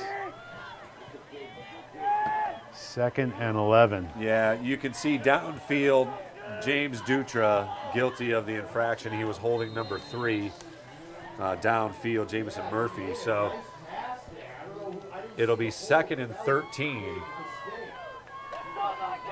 Okay, here we go. As it erases a good first down play.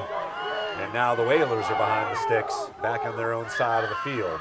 Inside handoff goes to Tavares. He runs over a Clipper defender and blasts to the 47-yard line, erasing some of that yardage. 8-yard brings carry. Up 3rd and about 7. Huge run. And again, number 5 just barreling over a Clippers defender on the way to a couple of extra yards. Big play here. Big play. Come on. Got to think 4-down territory already. I know you play the field position thing, but got to score points. I don't know if they would. I think they would kick this. Like punt. Clock But hopefully they get the first down.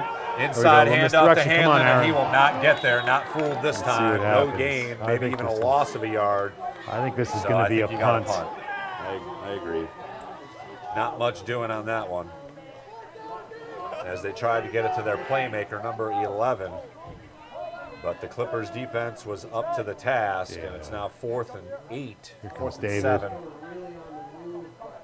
It's amazing how short they line up.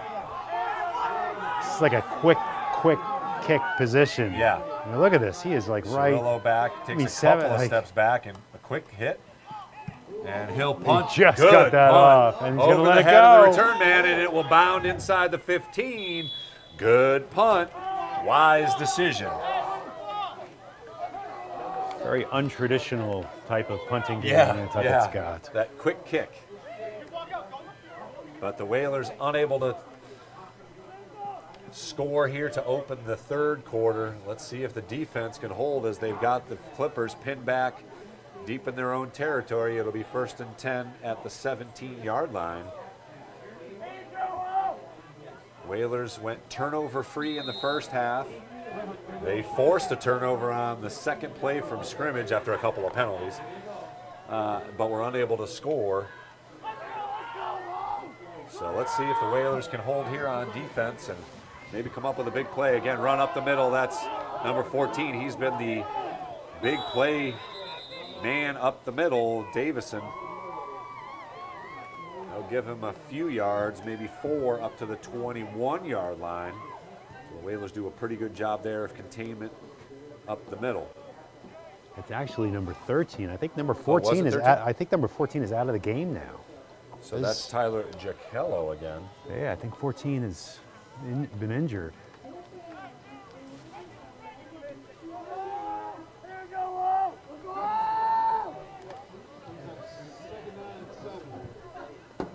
Either way, the Clippers have definitely rotated a few guys in and out of the backfield behind Days. He's now going to roll it out. He's going to run, and he's got some room. Good tackle, though. Good open field tackle, but close to first down yardage. They'll mark him just short at the 25-yard line. That'll bring up 3rd and 2.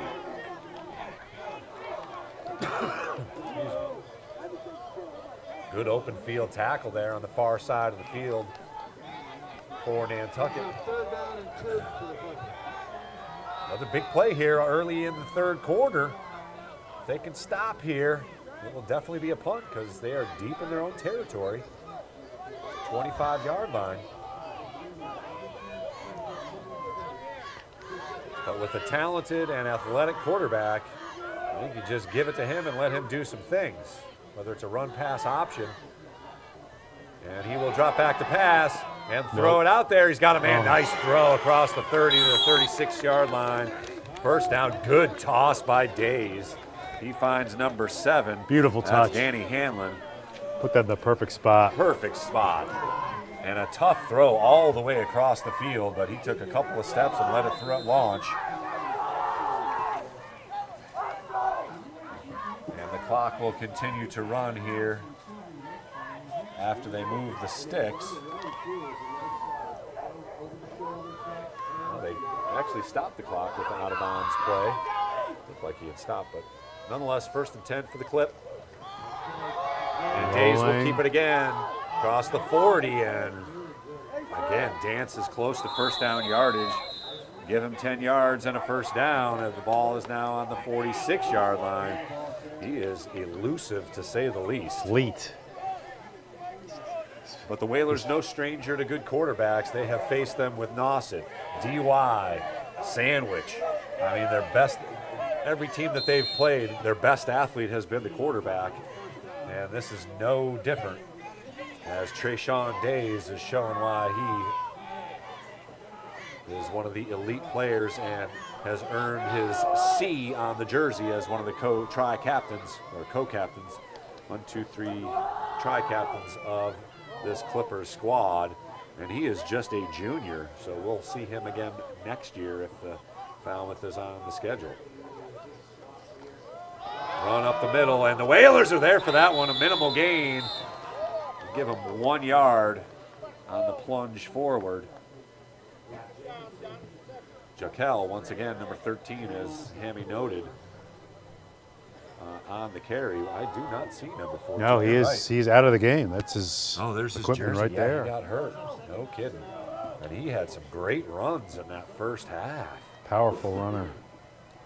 And speed. So the Whalers a little lucky there that he is on the sideline. 2nd and 9 here for the Clippers. Back to pass his Days. That doesn't mean he's gonna. He will launch over the middle and caught as Hanlon was a millisecond late. And first down yardage into Whalers territory. 1st and 10 at the 32-yard line. Hanlon on the reception. As a safety, you really got to kind of read that. Just a second too late. You got to read that and know that it's coming and get to there. Days with a good throw.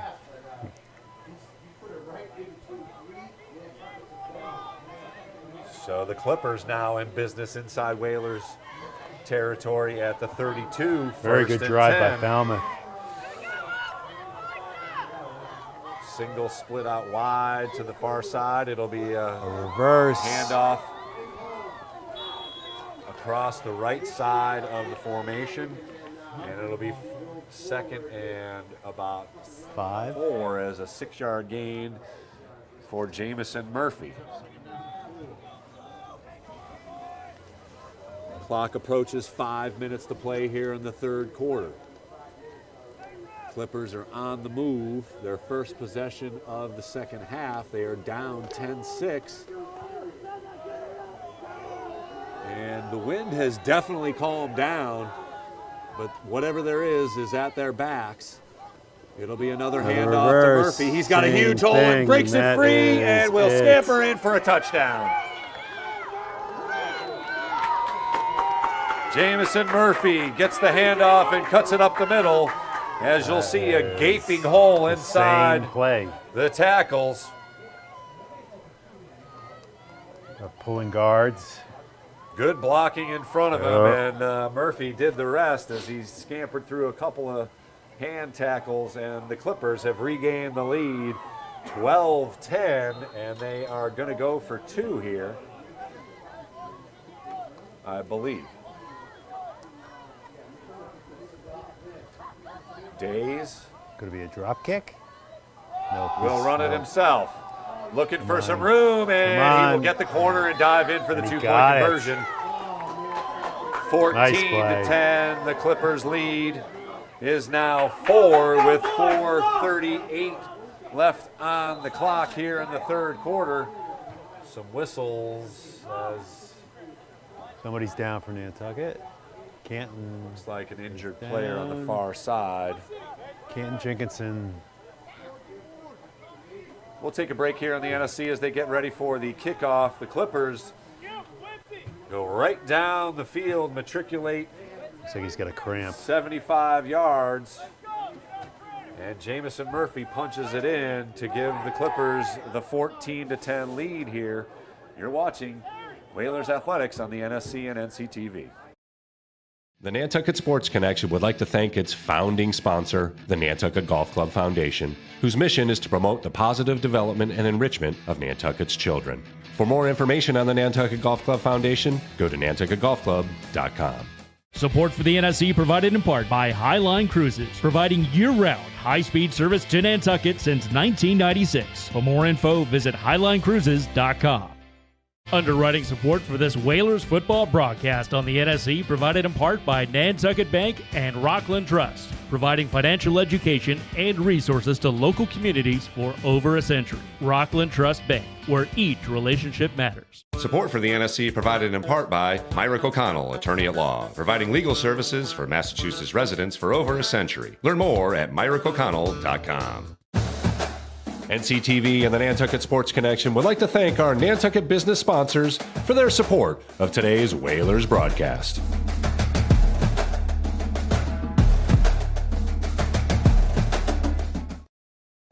Welcome back to Vito Capizzo Stadium. Squib. They go with the squib kick the whole. Through a couple of hands and finally gathered in at the 25. There's a bunch of room to the far side of the field. He gets there to 45, 50, 45. And a great return all the way into Clipper territory. The Whalers are in business. No flags. That is the risk you run when you do that squib kick.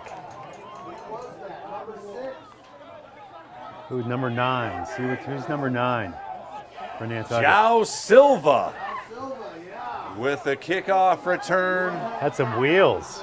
Showing off the wheels indeed, and the Whalers are in business here at the Clipper 43-yard line, 1st and 10. As we talked about, the momentum shifting after the Clippers just scored. The Whalers have to answer. They have to counterpunch, and it started with the kickoff return. Yeah, the Whalers have done a great job on these kickoff returns all year, and this time João Silva bringing back a big one, the freshman. Big play here, and just a perfect drive starter here for the Whalers. Hopefully they can capitalize off it. Burke Lombardi with Tavares in the backfield. 4 wideouts as he'll drop back to pass. Evades one, throws it deep, nobody home, but avoids the sack as no one was open initially. Smart play by Lombardi to throw it to no one. As you can hear some coaches next to us for the Clippers asking their sideline to get involved and help their defensive players out, which you can do in high school because they have time to recover. So 2nd and 10 now for Burke Lombardi and the Whalers offense.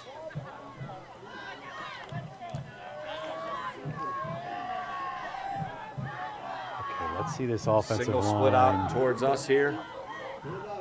There we go, there we go. Got some room, got some room. 35, cuts back, evades another one, and he's gone!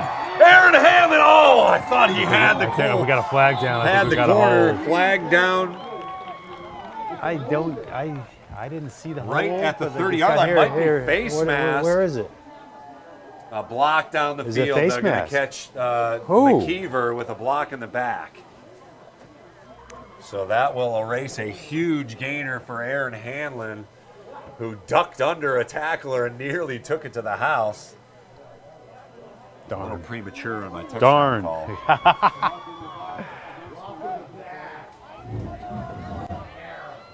So McKeever guilty of the block. Great job by our camera crew catching that one. You could see number 4 trying to lift the hands up, and whenever you lift the hands up, you're guilty. So the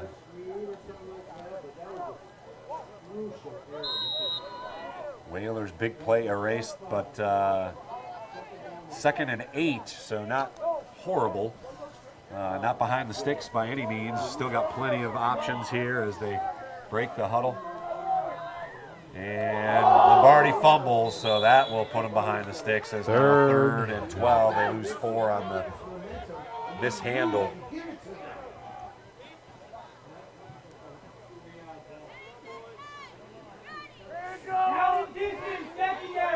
So 3rd and 12, probably a pass play upcoming for the Whalers offense.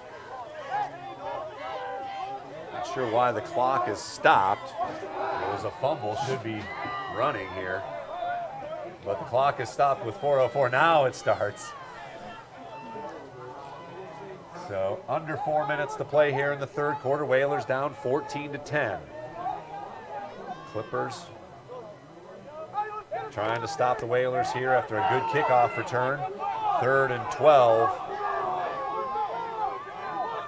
2 wide outs to the far side. Lombardi back to pass. Quick hitter over the middle. Oh, had plenty of room. Pass was a little behind the receiver.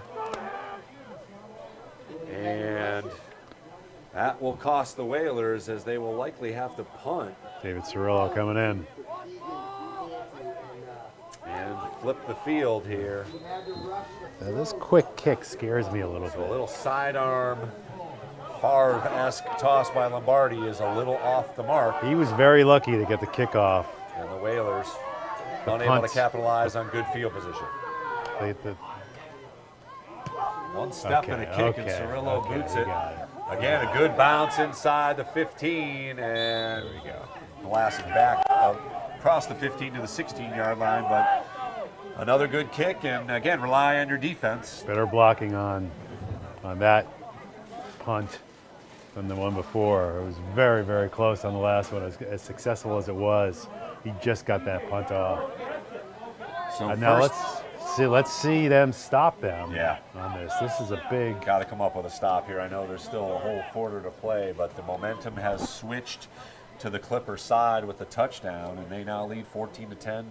Looking to add to that lead. If the Whalers can cause a turnover here, get the ball and punch it in, it would be huge. Start punching that football. Punch that football. See if they can knock stop it something out here on 1st down. Hayes under center now. Draw.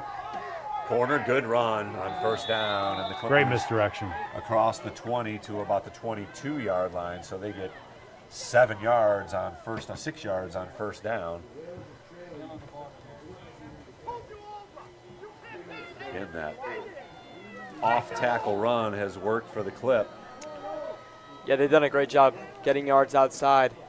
And we all kind of looked at each other after that drive down the field for the touchdown and said, "That's just a good drive." Yeah, exactly. Yep. Sometimes you got to tip your cap to the other guy. Again, under center on 2nd and 4. Another run, and there's space. Lots of room. Good tackle, but 1st down yardage across the 35-yard line. Another running back, Nathan Bushy, another senior on the Clippers squad, as they just rotate him in and out here in the backfield, and the Whalers caught off guard on that play. 1st and 10, Clippers at the 35-yard line, and they bust out of their huddle quickly. Single setback. Here's Bushy. And he will not get the call. It'll go across tackle, and James Dutra in the backfield comes up with a big play, loss of about 3. Nice to see a tackle for a loss.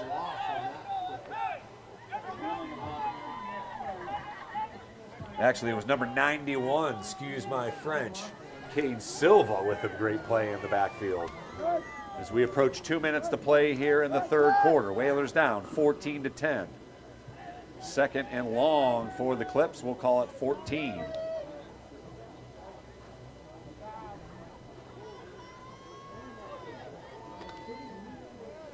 Clippers break the huddle, not in a big rush. 3 wideouts in this set. And Day will look to pass. He's got a man in the corner. Good throw to that far side, and Clippers have 1st down yardage. Nathan Bushy And Nantucket's got to Close play the better 50-yard coverage than line, that. He's and got to play be has closer. worked for Day as he lofted it over Tilton. A great pass. I mean, that's one that if Tilton catches it, if it's a bad pass, Tilton takes it to the house. Well, but that's where Tilton's got to be that much. He's got to stay right on top of his man there and just not allow him to get that space. Tackle was in right the by field him. of play, so the clock will now run after the sticks reset. 1st and 10 Clippers at the 49-yard line. And another handoff. Again, that Murphy kid, that same play that he scored a touchdown on, stopped after a gain of about 4. Good first down yardage for Clippers as we approach the end of the 3rd quarter here, under a minute to play. 1, maybe 2 plays here, depending on if they run it or throw it. Again, lots of options out of that set for the Clippers offense. Pitch back. Come on. Pinch it, pitching. Blocking on the edge. Pinch it, hey, we'll take it. What is it going to be? Short of first down Third yardage. and 3, 3rd and 4 maybe? Bushy sprinted to the edge and got 5. 3rd and 2. They don't stop the clock. No. And they gave him first What down is yardage. They gave him a first down? First First down down. yardage at the Oh. 41-yard line. That's interesting. And that will do it for the 3rd quarter. We'll take a break here on the NSC and bring you the 4th quarter. The Clippers on the move, looking to add to their 14-10 lead. We'll have to hope the Whalers come up with a stop here. We'll have the 4th quarter upcoming here on the NSC and NCTV. You're watching Whalers Athletics. That was an awful. The Nantucket Sports Connection would like to thank its founding sponsor, the Nantucket Golf Club Foundation, whose mission is to promote the positive development and enrichment of Nantucket's children. For more information on the Nantucket Golf Club Foundation, go to nantucketgolfclub.com. Support for the NSC provided in part by Highline Cruises, providing year-round high-speed service to Nantucket since 1996. For more info, visit highlinecruises.com. Underwriting support for this Whalers football broadcast on the NSC provided in part by Nantucket Bank and Rockland Trust, providing financial education and resources to local communities for over a century. Rockland Trust Bank, where each relationship matters. Support for the NSC provided in part by Myrick O'Connell, attorney at law, providing legal services for Massachusetts residents for over a century. Learn more at myrickoconnell.com. NCTV and the Nantucket Sports Connection would like to thank our Nantucket business sponsors for their support of today's Whalers broadcast.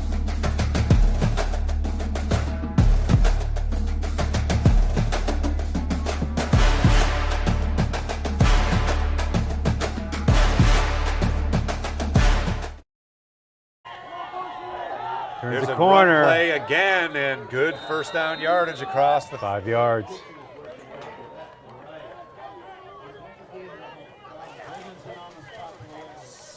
Second and 5 at the Whaler 35-yard line. Again, the Clippers on the move. Give them 6 actually on the play.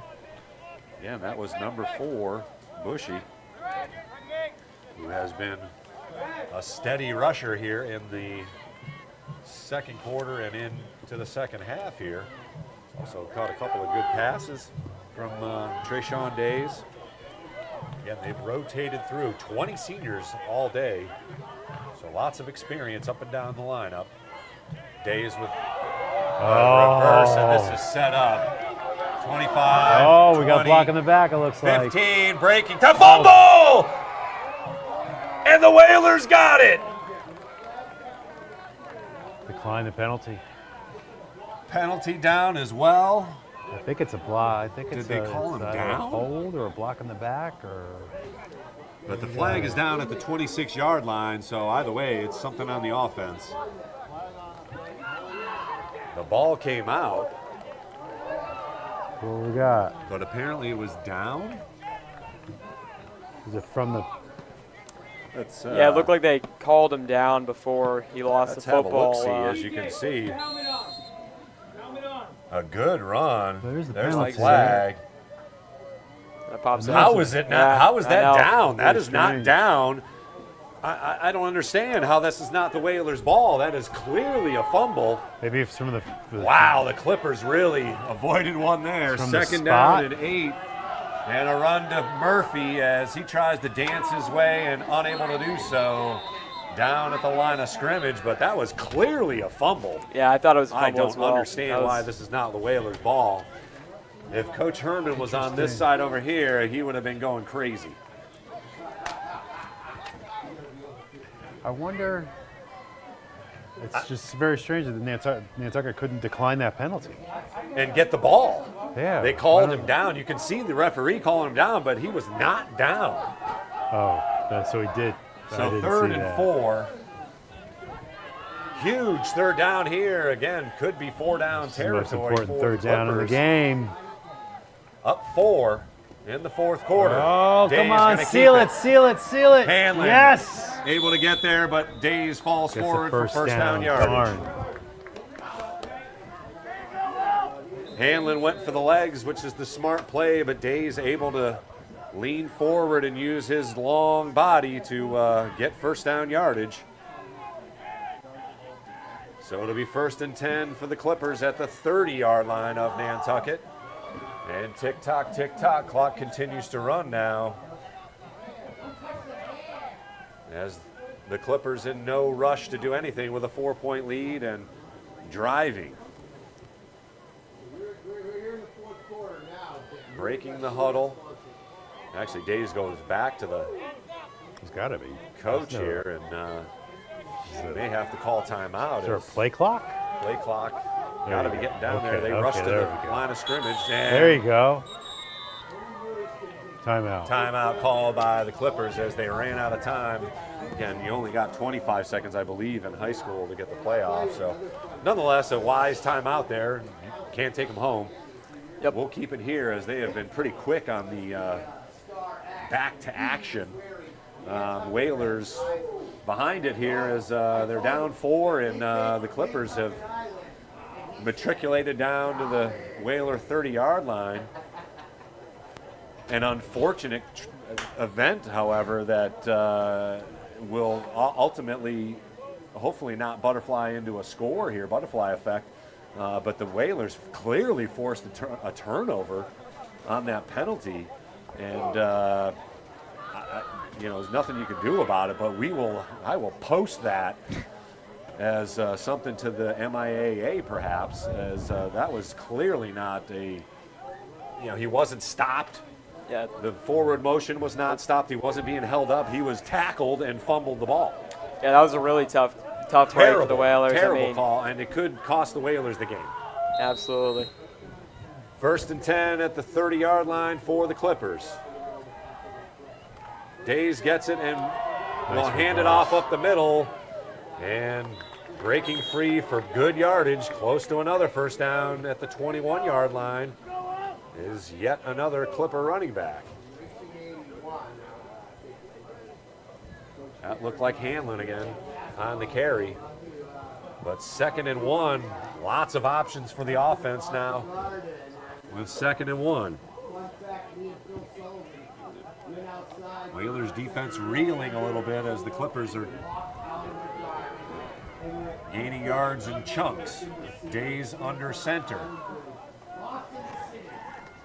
Controlling that line of scrimmage here in the second half. Another handoff across the edge, and the Whalers have got guys. And another flag down. Could be a hold on the offense, which would push them back here. Let's take a look at the replay. We'll see if we can get it. Yeah, clearly a jersey grab by number 54. One of the captains on the offensive line there, David Velasig. And when the offensive linemen get mentioned, it's usually not for a good thing. He's got that old school Brian Cox neck protector. Right? Another good reference. So let's see what the Whalers do. I mean, you got to take the yards, right? I mean, there's no question about this. The penalty happened behind the line of scrimmage, so it should just be a 10-yard penalty. I don't know what the discussion is here. Gentlemen, let's get your story straight here. Is that unless there's 2 flags, I don't see another flag down.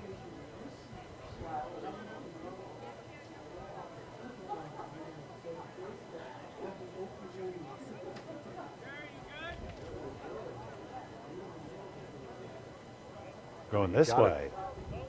From Nantucket? No. This is very strange. They're finally marching it off. I don't know. But I mean, it's from all the way. I don't understand. I don't quite.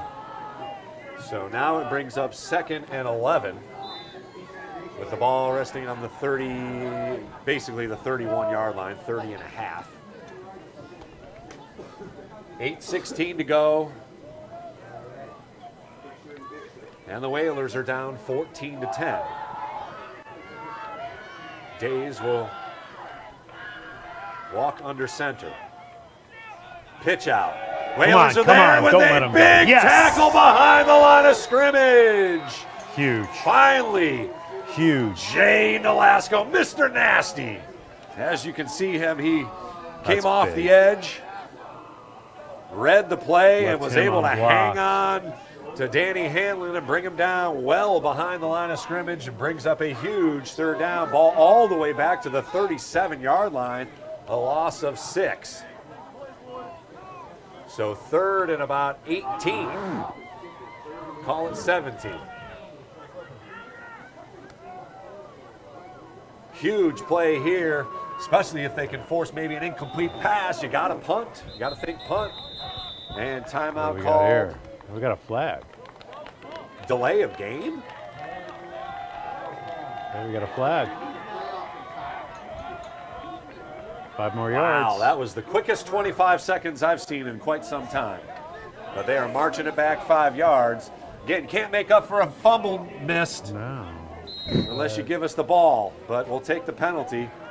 So it'll be 3rd and 22 now. Okay, that was a very quick 25 That was the quickest 25. I'm happy about the penalty. I'll take the penalty, but 3rd and forever. wow. 3rd and 22. Whalers got to stop here. Keep him in front of you. Keep him in front of you. Passes caught and tackled well short of 1st down yardage.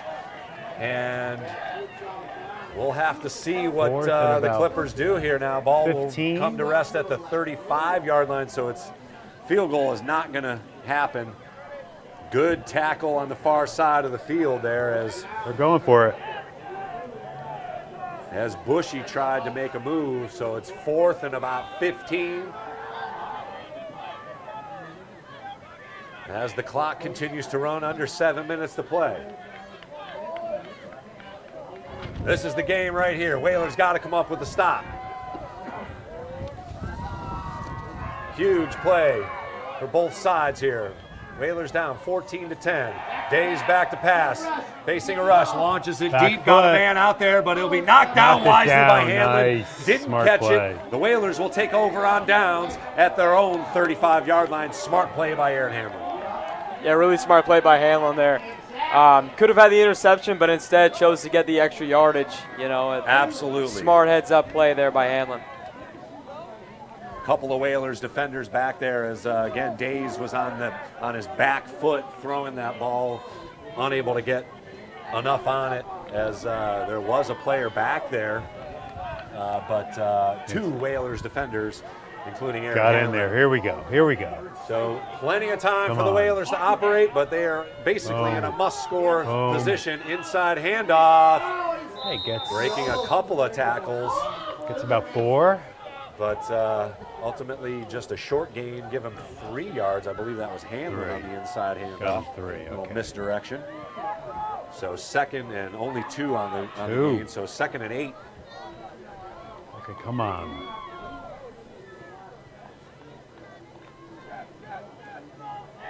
Push some people around up 4 front. wideouts in the formation. Tavares in the backfield with Lombardi.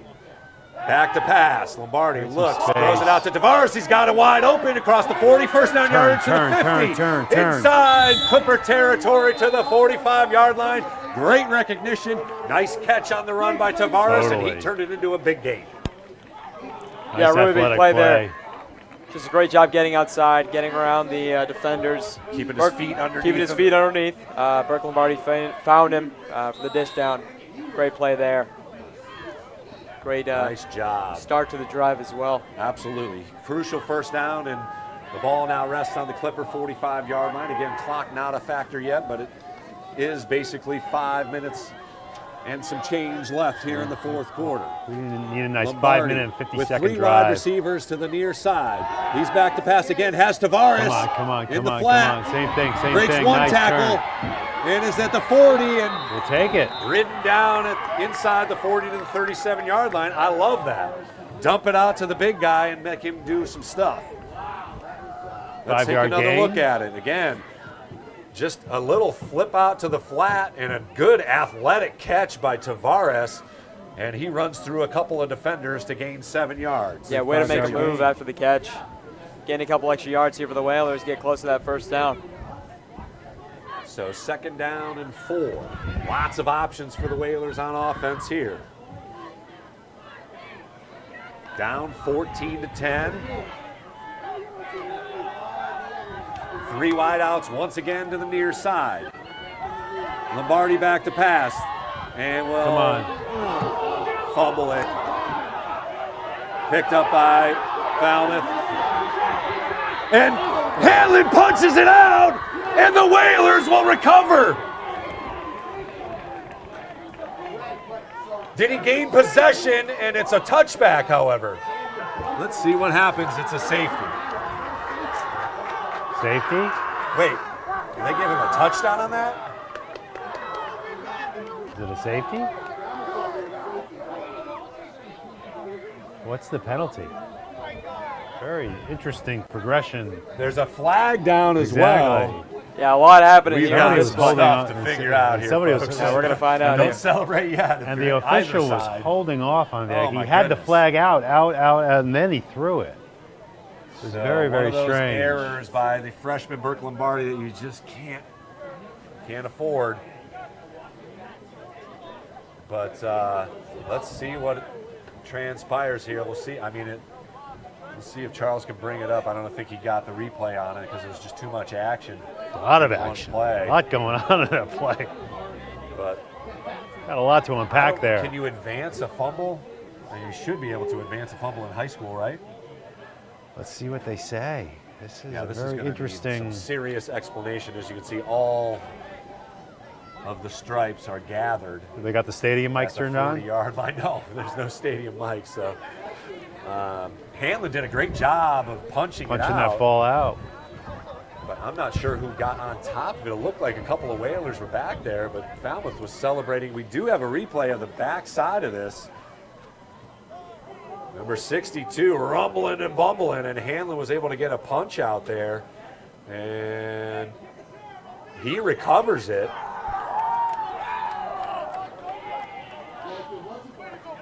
So I guess that's it should be a touchback. I thought if you change possessions.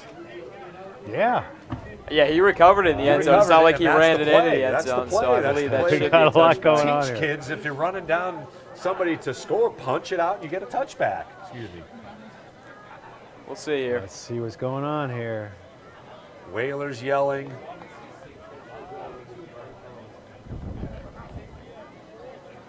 So both coaches will get an explanation here. 4:44 to go. Walking and just Nantucket an all the way back. absolutely Is he getting the huge ball on like the play. 2-yard line? I don't see how that is possible. No, the ball is on the 20-yard line. Should be on the 20-yard line. In theory, it should be Whalers' ball. Again, and it looked If like it is, and there's a the ball's flag. on the 20-yard line. It's the Whalers' They throw ball. a flag as But- well. And what was the flag? It looked like it was after the fumble, but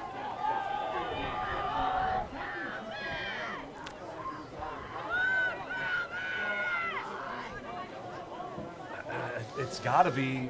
It looks like it's going to be Whalers' ball at the 20-yard line, which is a huge break for Nantucket, obviously. Touchback. So they call a touchback. I saw the referee. Oof. Crazy play. Lombardi with the fumble. Hanlon with a game-saving play, however. And so defense is back on the field. 4:44 to go. Whalers with the ball, 1st and 10. An incredible play by Aaron Hanlon to save the day temporarily. Waiting for the sticks to come back, and the Whalers are in on offense, and now the clock is a factor. They've got to go 80 yards in 4:44. 4-minute offense. Unbelievable play by Aaron Hanlon to run down the lineman, and here's a run to Tavares, who's got some room. Aaron Hanlon. Hanlon on the reverse, excuse me. Across the 35 to the 37, first down yardage, Nantucket. Great play there. They've really just taken advantage of that, the fake. The handoff on the outside. Great way to get some yardage there by Hanlon. Use the blockers ahead of him. Get a big first down to start the drive.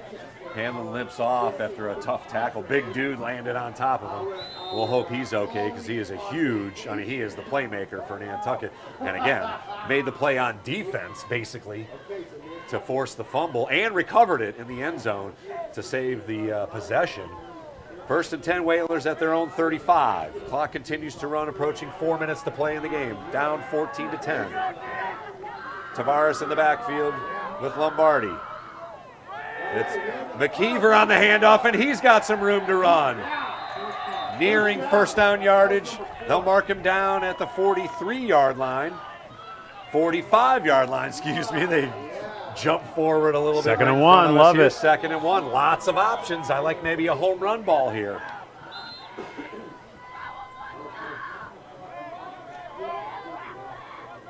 Whalers got to have some sense of urgency here on offense. All 3 timeouts, however, for Nantucket available. Falmouth's used 1. Hanlon's back in. Hanlon back in quickly. A lot of movement in front, and there's a run up the middle. Stopped after a couple yards, but they'll move the chains. 1st and 10. Whalers progress. Get a first down at the 47-yard line. Clock will stop momentarily as they move the chains. So, nice run by Brady Tilton there, tackle by Giacello. But not before the Whalers move the chains. And I think Nantucket used one of their timeouts, unless it was. I didn't no, that see was it Nantucket timeout. Yeah. So 2 timeouts remaining for Nantucket. Again, maybe calling a couple of plays here. But 1st and 10 at the 47-yard line. What a crazy couple of minutes we've had of football here. I mean, that's one of the strangest plays you'll ever see. It really was. I mean, I'd love to know what the penalty was. And I'd love to know. Well, whatever. We had a couple of plays, that other fumble, and then just an incredibly heads-up play by Aaron Hanlon. Okay, here we go. Out and save the possession. Not only to punch it out, but also to recover it. Yeah, that penalty especially made it so much more confusing. I mean, it took him a little while to throw the flag. He was just throwing it for the fumble.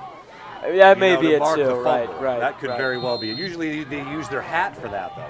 And I'll tell you what, it was a close play. I mean, I definitely agree. Find some blockers. And not much doing on the end around there to Tilton. Sorry to interrupt. Oh, no. I was just saying that it was a really close play. I mean, at the goal line, looking back on that replay, I mean, it was closer close than to I his thought. safety. Yeah, I thought it was about the 5-yard line. Yeah. It was basically the 1 or 2. But it was the right call nonetheless. The Clippers sideline was thinking it was a touchdown or at least a safety, but here we go. 2nd and 10 for the Whalers. Clock under 3 minutes to play now. Lombardi. A little inside reverse to Hanlon. He's got the corner of the 50. And brought down. Nice tackle. Okay, open field tackle. A big play. They give him the 44-yard line, 46-yard line of Falmouth, and the Whalers in a hurry up here. 3rd no and 4. Huddle. 3rd and 4. Obvious 4-down territory. And Tavares has got the He's edge. got the He's got first steam. down yardage. Boom. Cuts inside 1. Hangs onto the ball. And 1st and 10 at the 32-yard line, 33-yard line of Falmouth. And again, the clock continues to run. 2:20. 2:23 as they wind it down now with the clocks, with the sticks moving.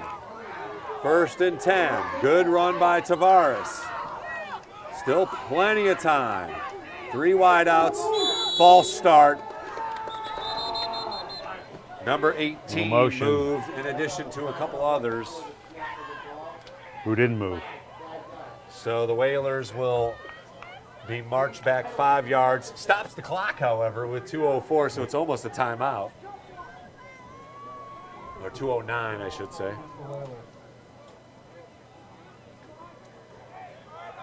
I wonder if they'll wind it. Yeah, there it goes. Clock is running. No, Coach clock is not Capizzo running. fired up over there next to us. So ball is now at the 38-yard line of Falmouth. 1st and 10. Just over 2 minutes to go. Got to think pass here. 4 wideouts.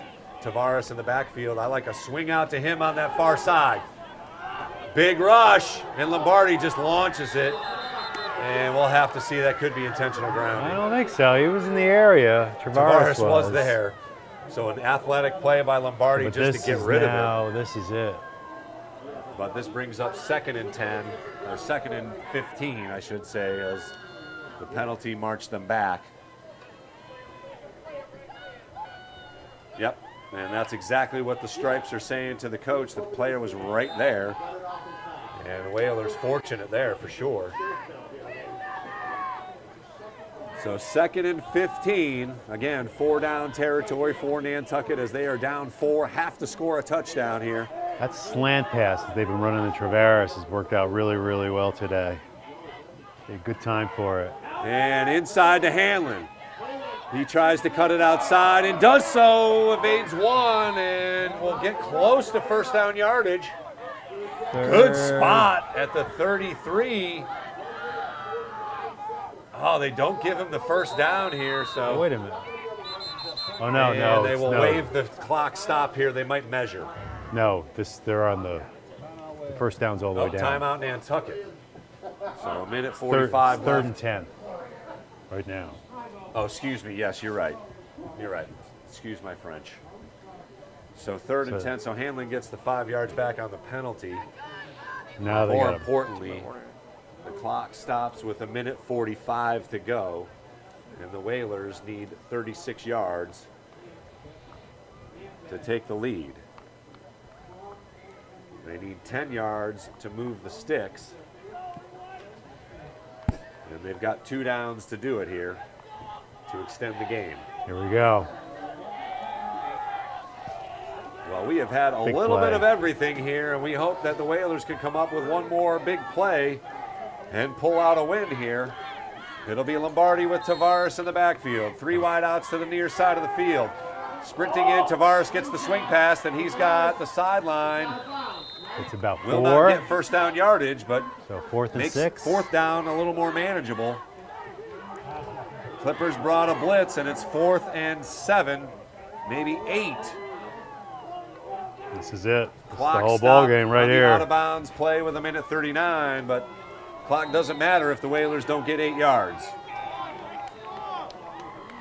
4th and 8. Got a lot of room to work with as the ball rests on the far hash mark, moving towards us on your screen. We'll see if they can get maybe Lombardi rolling out here. Give him some options. They got to hurry up here, or they're going to call for delay of game. And oh my goodness. As you can hear, the Is Clipper something you coaches can't behind do. us. A 5-yard penalty on 4th down is almost inexcusable. Disappointing. Got to get the play in. So 4th and 13 now, not manageable. Miracle play coming up here to extend the game. Hey, what it comes down to right now is make a play. Make Whalers with just one timeout left. Play. Make one Gotta play. Make a play. 3 wideouts, including Hanlon and Tilton near Make side. Make a play. Back Make a to play. pass. Come on. Steps up in the pocket. Lofts Make it a play. up. Nope. Incomplete. That's it. And with just one timeout, the Clippers That's can it. basically run it out. That is it. Hard-fought game. Very hard-fought game for both sides, actually. But unfortunately, barring a turnover here, the Clippers can run out Well, there the you clock. go. That's a great point. Cause a turnover. Punch that ball out. That's what you got to tell your defenders here. Will they take a knee? Now, as Need again, a- Lombardi played a very good game. You know, avoided mistakes. He'd like a Roger Craig the fumble. The fumble was the only real mistake he had, and that was saved by Aaron Hanlon. And the Whalers had the ball in position to Are they taking a take knee? the lead here or late, will they but drive it? they will have to come up with a special play here to jar the ball loose. Clippers just looking to run it out here. Minute 39 to go. I'm surprised they're running it. Just take a knee. And the Whalers will call timeout to force. Yeah, they wasted about 6 seconds and then finally call a timeout. You can hear it across the way here, but with a minute 20 to go, 6 seconds is huge. Nonetheless, it'll bring up second and about 10, no gain on the play. And as I said, barring a miracle here, the Whalers will fall to 2-8. And Falmouth now, will improve to 2-7. You said the Falmouth beat Martha's Vineyard? Falmouth beat the Vineyard 21-6. Okay. So again, as a litmus test. So there we go. Certainly, they passed that test. Certainly had opportunities to take the lead, and you know, unfortunately, even in the first quarter, had the ball down at the 25-yard line, unable to capitalize. Obviously, had 2 drives here in the fourth quarter on the Falmouth side of the ball, side of the field, I should say, and unable to punch it in. Days will Now take he's a knee taking a now, knee. and we'll play the clock game. And again, I'm not a math major, but it doesn't add up to the Whalers getting the ball back.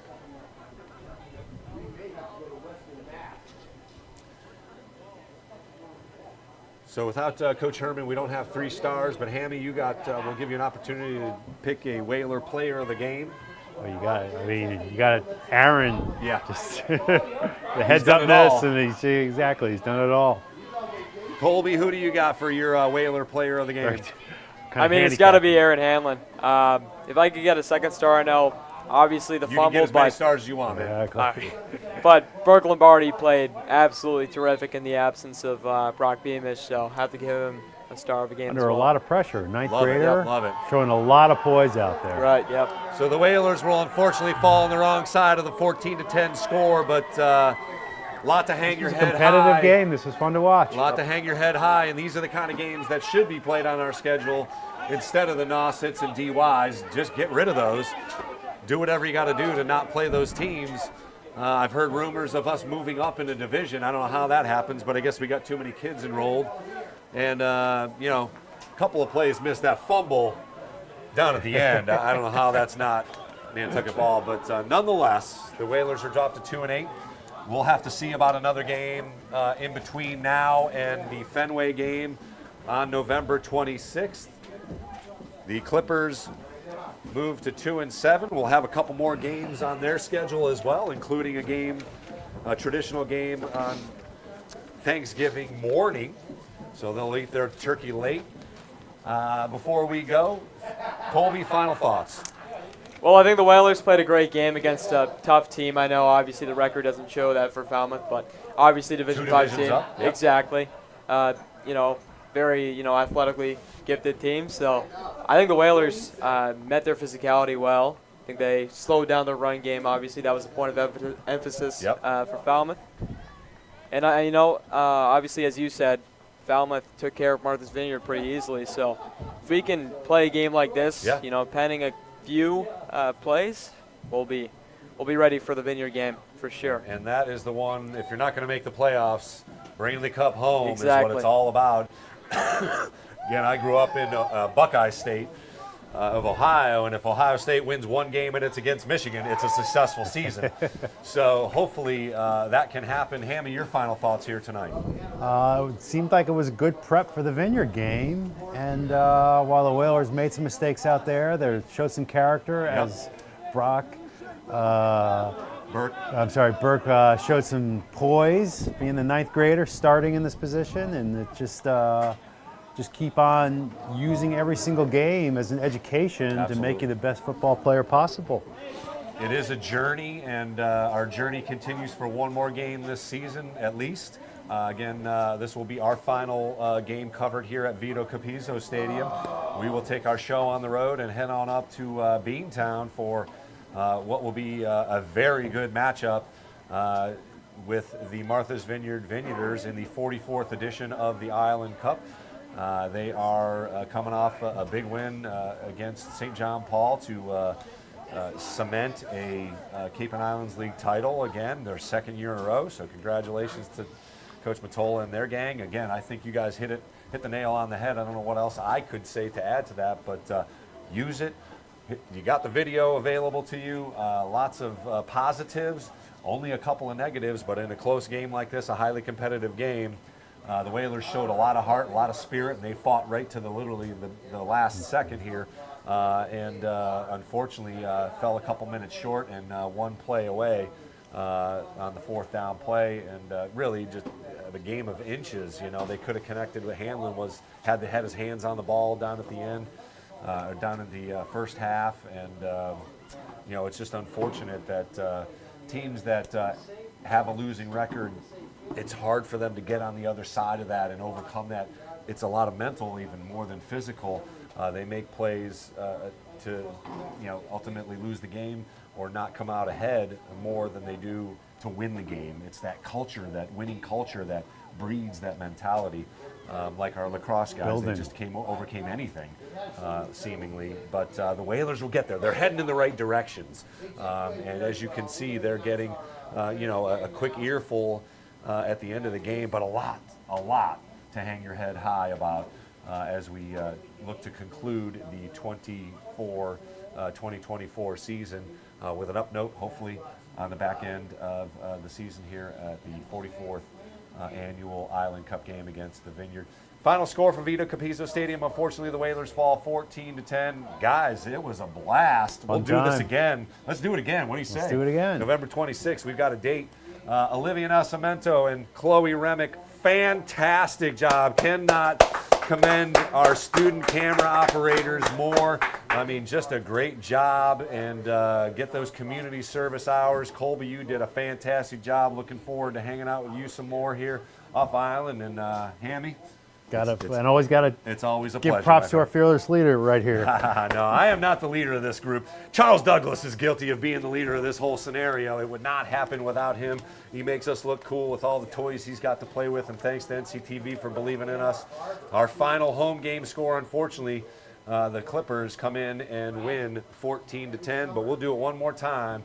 Across the pond at Fenway, join us at 5 o'clock. We'll get on the air probably a little early, I would imagine, just because we want to, and hang out at Fenway. So join us around 4:30 perhaps for a longer pregame show, as the 44th annual Island Cup game will be brought to you right here on the NSC and NCTV. Unfortunately, it'll be a long weekend on the losing end of a 14-10 football game. Have a great weekend. Again, thank you very much to all you veterans, and Veterans Day coming up on Monday. We'll all remember and never forget.